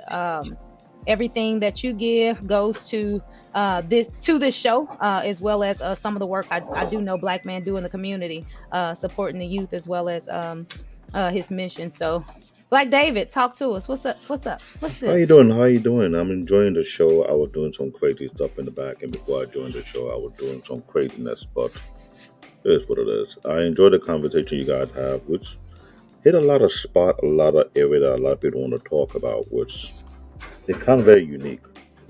I remember having the same conversation about 15 years ago among friends, and we were being blunt about it and being fair. Like, in case of certain scenario which you guys mentioned, which is somewhat similar, how we address the issue, whether we met a brother or a sister who being straight, she's not code switching, or we didn't code switch, they changed the lane. Back then, that we used to call it. She act one way, then she changed lane to act another way. How will you find how we would deal with it? And it did not get settled. That conversation lasted for almost a week and a half because we keep coming back, trying to push our point. And when I hear you ladies talk about these things, about how you address and you understand that man and woman are not the same, I find that unique. Only a very small minority understand that, but the mass majority really don't care. Which is kind of like, I don't know, why is that? Brainwashed. Equality, feminism, Stupidity. media. Selfishness. Disney Channel. Damn, sound like a punk All of left that. and right. And I believe that because Eve ate the apple. okay, Prince I'm not Charming gonna, is coming She to took us save back. that. I'm And not he gonna gonna touch take you that just as topic. you are. That topic got me and a couple of brothers in church in trouble, so I will leave that alone. Yeah, but there's several reasons why people don't take that ownership and take that accountability. I mean, the way society presents relationships and friendships nowadays. I mean, I don't It's have not a clue. realistic. Yeah, It's not it's realistic. the friend girls that I have in my life. We've been friends since literally I moved to Louisiana. We've been friends 20 plus years, so we ensure that we hold each other accountable. So I can't answer that question I because respect that because I just didn't hang on to people like that in my life. So it's something my uncle told me. I lived with my uncle in Nigeria for like maybe 4 or 5 years, and he was kind of, I can't say strict, but he's almost like ultra strict because of the status he is in society. He was a multi-millionaire. That's number one. Always busy, but he doesn't shake nor deter what he say he stand on believe on, and I watch him how he operates. So I had to, just like Mandrell, when you have a big shoe to fill, if you follow someone who stands above where your reach, you feel kind of intimidated. So imagine me come back to the state and I'm trying to get back on the right path, which I did fail over a couple of times. I try to get back and say, you know what, I will stick to this plan. I don't care how long it takes me to get there. I'll get about it. But I found many people like to coach to the point where they lose who they are. They lose their right, self-image. yeah, They lose their identity. So by the time you meet them, you have to not peel the onions. You have to peel out the fungus and then something to find the real person. Why women put men like to that type of situation, I don't know. it's tough. I don't know if anybody care to share real quick, but it's tough when you find somebody that we call it damage. Okay, that's what we see it as now. When you run into a damaged individual and you have to peel back all those layers to get to it, it depends on where you are in life, whether or not you're going to put up or be patient. I will use the word patience because you're really not putting up with people. You're being patient and extending that grace.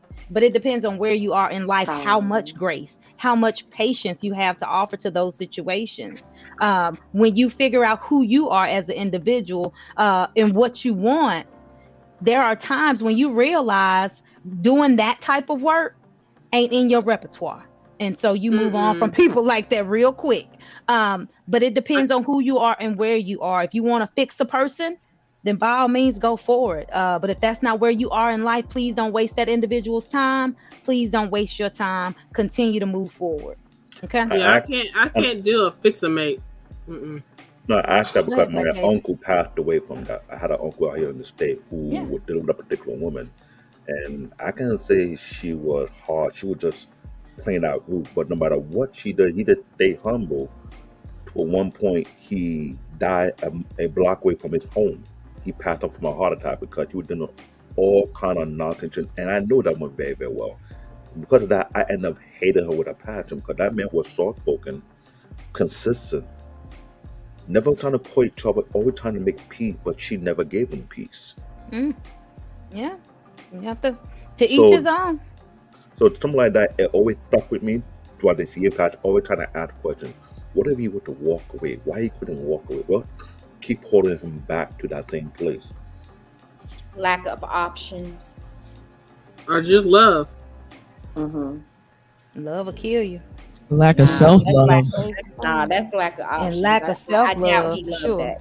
No, I've had an uncle. His wife is dumb as hell. Oh Jesus. Complacency. He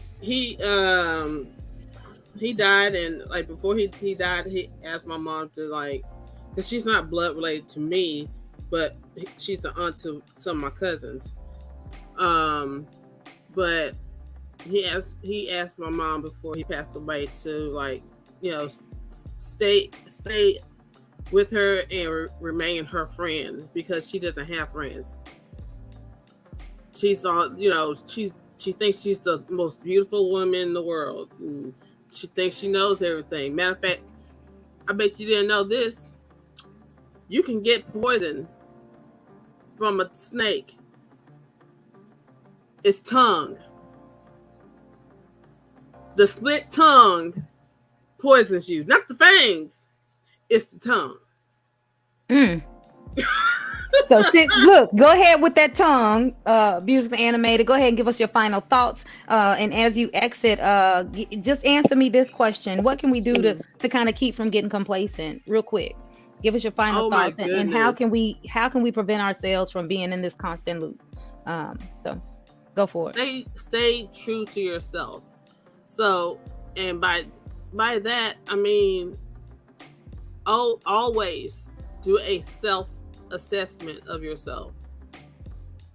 Because my last relationship, I lost myself. It was hard to find myself again. Because I didn't even remember where I lost myself, right?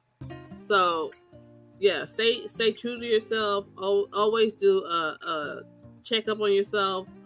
If you can do it yourself, that's good. If you need a friend, you know, get one of your close friends, your real friends, to do it. And just continue to vet. Yeah. Break the code. Right.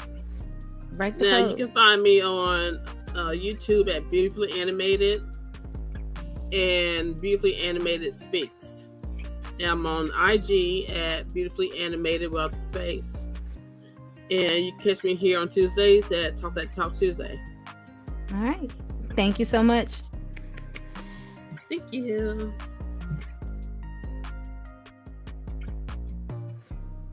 All right. Okay. I really appreciate the invite. It was awesome being on this panel with all you awesome ladies. It was a privilege. And the question was what? Not being complacent? How do you how do we stop ourselves from not getting to the point where we're complacent? Because we're switching up, right? We're switching up, and we find ourselves getting too comfortable sometimes, and that's oftentimes when we switch. So what can we do to prevent ourselves from getting to that point? Oh man, I would say a constant self-reflection. You are not perfect. No one is. We can all do better. We can all do better with every aspect of our lives, with our children's lives, with our families' lives. It's hard to be held accountable. Stop making excuses. Sometimes you got to take that shit. This is how people are receiving you. You don't know how you're being received. So when someone says, this is how I'm receiving you, you might be being received that way. So, just a little bit of reflection may change that attitude. Own your shit. Own it. Don't hide from it. Yeah. It's like being an alcoholic. When you know you have a problem, you'll be willing to change. Change is hard. It's not easy, but it's possible. And, sometimes it is a daily work. And I wish everybody the best. Mrs. She said I'm absolutely on Sundays. Every Sunday. All right. Yeah. Well, thank you so much for joining us. I was holding Auntie for last. I appreciate you, Maud. Okay. Lexi, share So, your final thoughts and answer that question for us, please. I think that a woman benefits greatly in life when she has what I call an internal constitution. If you have an internal constitution, then you are probably more capable of checking yourself, so no one has to do that for you. And that might lead you to self-mastery, which then, it's a beautiful state to be in. And then you learn your place. You learn that you need their leadership. And so protect your man, protect your home because it's sacred, protect your peace. And with that, I'll say, don't share the good, the bad, or the ugly. Also, come Saturday nights when we talk about dominant, submissive relationships through the fundamentals of BDSM on the World Class channel. And then also look out for my show on Black Man Unfiltered. Thank you so much, all you lovely ladies, this evening for welcoming me, understanding me, laughing at my silly jokes. And and I hope to see you all soon. So be well, be blessed, love your men, live to please your man. If you have a man, live to please him. Make that your number one job. Forget about everything and everybody else. Thank you so much, Lexi. Thanks, Lexi. Can't wait to see what Lexi has in store for the Black Man Unfiltered Network. So thank you for gracing us with your presence. Big Al. Big Al. So I guess my final thoughts are how to not stay complacent. Well, first, I do also want to say I really enjoyed today's show. This is an awesome group of ladies. So thank you for having me. My final words of wisdom, I guess, would be to always remain teachable. Never think that you know everything, because you don't. And there's always something to grow into or something new to learn or whatever it may be. Be teachable, be patient, be kind to yourself, and be realistic. I think those are just essential, sweet and simple things that will get you really, really far if you apply them properly. So other than that, I am on Instagram, TikTok, YouTube under the handle Big Al's Kitchen 313. And I am also co-hosting Get Your Mind Right with Coach K. We go on every Thursday, so check us out there as well. And yeah, other than that, much love and light to everybody, and you guys take care. Thank you so much. All right. The wonderful, the beautifully pregnant family values. Talk to us.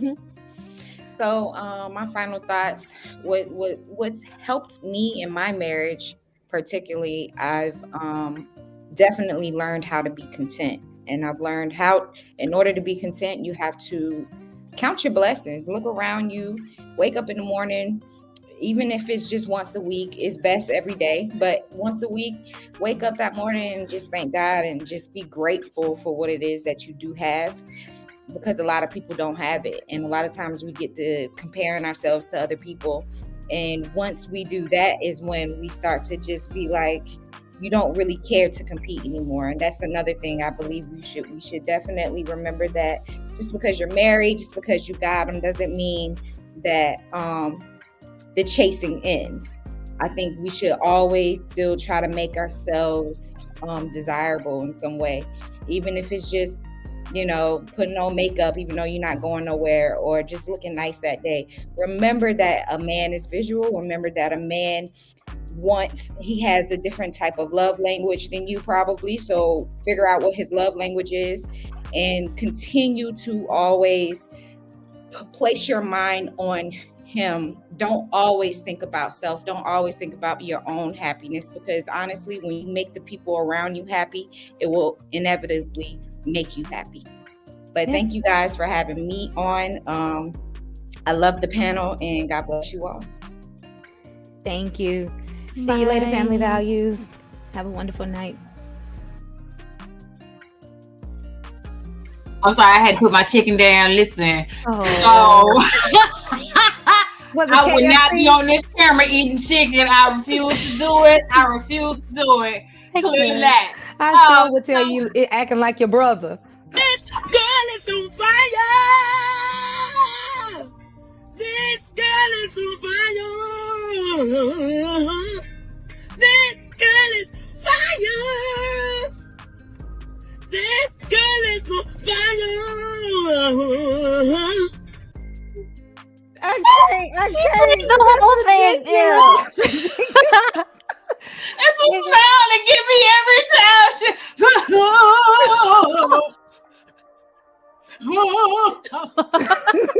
That's your girl. You gotta clip that one. Oh, jeez. This wonderful discussion, wonderful topic.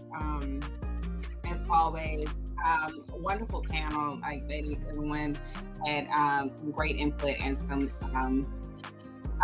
just some great advice and just sharing. My final thoughts are I guess it comes with experience. I think, or just come with living and evolving as a person.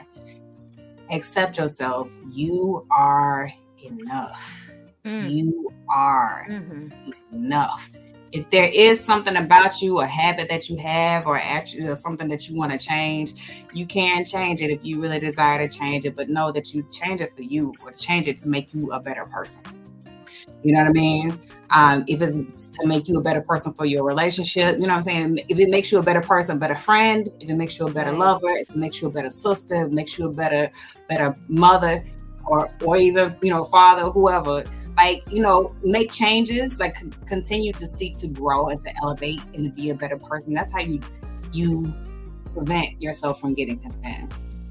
Always seeking to grow and to elevate. So, not content, but complacent, whatever. Wasn't that the question? Yeah. How you feel complacent? But either way, yes, I know. I can't stand 500. It's been a long day, okay? You can't tell by my eyes, honey. This girl is on fire. Got it, that smile. Bye,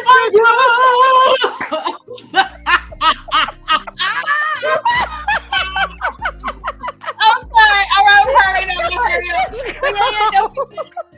You can catch me with my brother Mandrell on our show Unapologetic with Mandrell and Shushu on Wednesday night. It's gonna be tomorrow at 8:30, 9:30 Eastern Standard Time on the Black Man Unfiltered network. Also, be sure to like and subscribe my YouTube channel.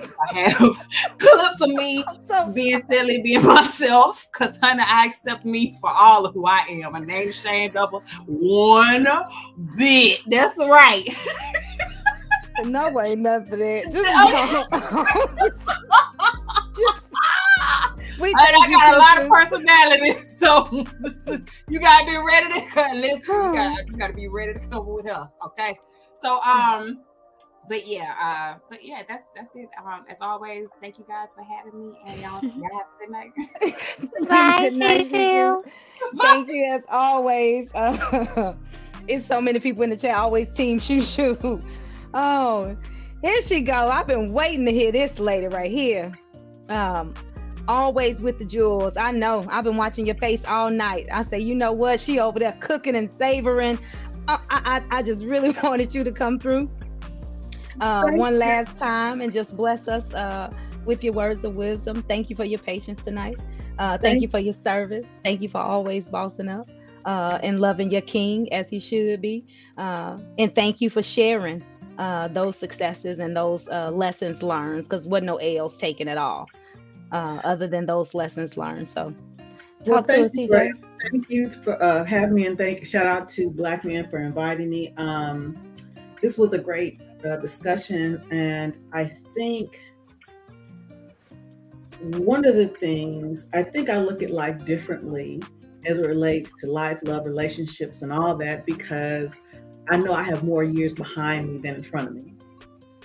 And so I share that with you all so you can master this thing, master it to the best of your ability if you want a relationship, if you want to be married. And I think because I know that I have more years behind me than in front of me, I relish each and every moment. I relish each and every moment to not become complacent. Even when I fall and I lose my temper or whatever, because that happens because she's still in there. I can admit when I'm wrong. I can apologize. I can learn from it. I can redirect. I can course correct. So, and I strive to be a little bit better each and every day, mentally, physically, and emotionally, because this has been a journey for me. And because of the journey, I value my life with my husband and as a wife, as a mother, as a grandmother, as a daughter, so much more. So I share these things with you so you all don't waste as much time. So you can learn from the lessons, that if you see any of me in yourself, you say, well, maybe let me do it a little differently. Okay, so with respect to also with another thing with not becoming complacent, like I said, because it took me so long to find Mr. Randolph, I remind him almost on a daily basis how much he means to me and how grateful I am that we found each other. I'm grateful that I took a chance to say, hey there, to let him know I was interested. And I keep it spicy, I keep it spicy with, I'm not gonna go too deep, but when I went to visit my mom and I knew that I would be gone for a week. So when my husband came home, I wouldn't be here. So the way I let him know that I had a whole refrigerator full of food that I prepared for him, but also because I do know my husband's love language, I have this sterling silver fortune cookie about this big that you can open it and put notes in it. Oh. So I wrote a note for him and I put it on his pillow so when he got home he would see it. And so he would know that even though I wasn't there, I was thinking of him. So that's how I don't become complacent. So again, so I encourage you all, ladies and gentlemen, think of ways to recreate and foster this spirit of romance and intimacy without even touching, because that's what I did. And like Family Value said, I'm always thinking of ways to try to bring a smile to his face, and in so doing, he brings one to mine. So, and the code switching is, again, I am still that warrior that's in there, but I don't have to have on my armor all the time.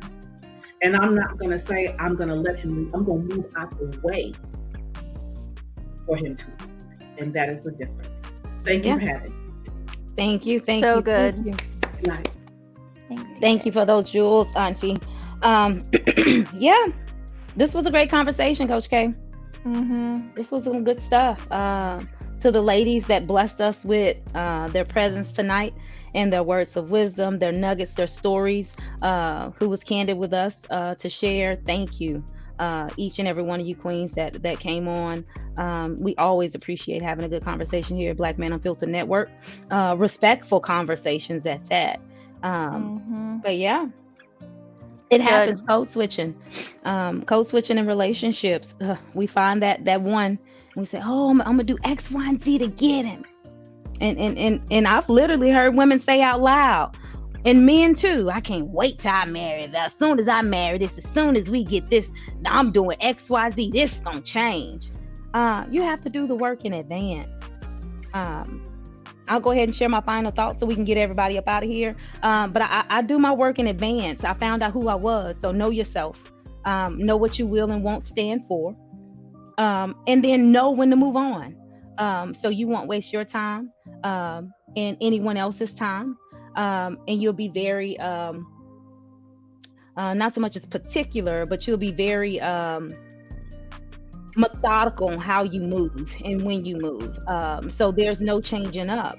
But yeah, and then how to stop yourself from being complacent, and when you find yourself like, hey, I've made it, I've arrived. We hear women like the lady we heard last night on the reaction video. She had got the ring, she secured her bag, You know, so anything that happened in a relationship, it was, oh, well, you can get the heck out. Well, you can just go ahead and leave. That's not love. But you have to, and she stopped. And that's what the husband was sharing. She stopped getting dressed up. She stopped doing her hair. She stopped getting her nails done. She stopped doing those things that she did to get that man. What you do to get him is what you got to do to keep him. So if that's not your true self, don't start it. Don't start it. So yeah. But yeah, dating is what I'm looking for in the relationship that I'm in, and I don't want to just date for the honeymoon phase before eternity. And so I've shared those thoughts with my man. So we're on the same page. So yeah, I'm happy. He get on my nerves though, but hey, I need some him. Yep, that's good stuff. I'll say real quick, everything that you said. But you just have to be intentional. And to be intentional, what are you being intentional with? Well, ask him, you know, is there anything that I could be doing better? What have you noticed? And ask yourself too, what could I be doing better? Just be honest. Yeah. But yeah, I think you just made good points right there. I can't say anything else. Can't top it. So y'all heard it right here, women. On Black Man Unfiltered Network, where the ladies were speaking and dropping those nuggets. Y'all stop coming up in here with your selfish selves, talking about some me, mine, I. Get on your knees a little more, okay? When your knees tied, lay on something on your elbows. Do whatever you need to do. Okay, take care of your man, and not just in that fashion, but you also have to take care of his heart, his spirit, those emotions. We have to protect our man just as we protect ourselves. So when we out here with the extra rah-rah and the craziness and the foolishness and underdressing and things like that, that's not protecting our man. So we have to do the work on ourselves, and we have to protect them wholeheartedly. I think it was Family Values that said it. We are that image of our mates. So when we go out, and I take it even off dump, I'm a spitting image of my household. So I know when I leave this house, I represent not just myself, but my children, my man, my family, you know, all of that. So carry Say yourselves thank you. well. Yeah. Say thank you to your man, you know, show him appreciation. Even if it is just a simple thank you, but do the little things, you know. Take a second to kind of take stock of like what do I really appreciate that he does that I've been kind of overlooking because I'm used to it. And then think back to what got y'all together. Think back to what excited you about that man from the jump. Okay, I thought you said had a jury side. Oh, okay, that's maybe what something. Yeah. So think back to those things, because some of those simple things matter. I like what Auntie said about the note. One of the sweetest things I did when I first started dating my guy, I mailed him a card. And so that was one of the first things I did, is spray my little stuff in, and you know. Oh yeah. I went back old school, like, you know. I So like that is doing cute stuff cute. like that. Even fixing lunch. I like dropping sweet notes in lunch.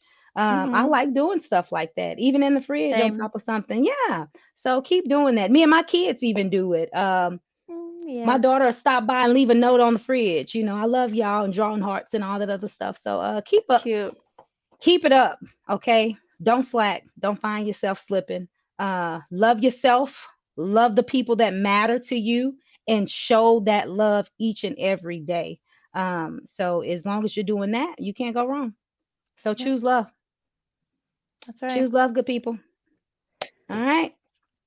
If there is nothing else, thank you all so much for joining us tonight. We will see you November. All the women, of course, you'll see us throughout the week. Like, wait, Yeah, what? yeah, but you're all right. the women. You're right.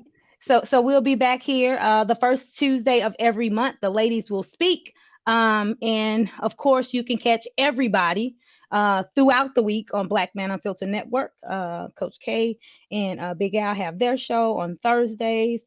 Dusto, I think, is also on Thursday. Mandrell and Shushu will be on tomorrow. Lexi's coming soon. Yeah, a lot of great things. The fellas will be on Friday night with the Barbershop Talk. Reaction video on Monday. Hit the Cash App. If you have not done so already, Go ahead and bless that Cash App. Hit that like button on your way out if you have not done so already. Blessings to you all. Good night.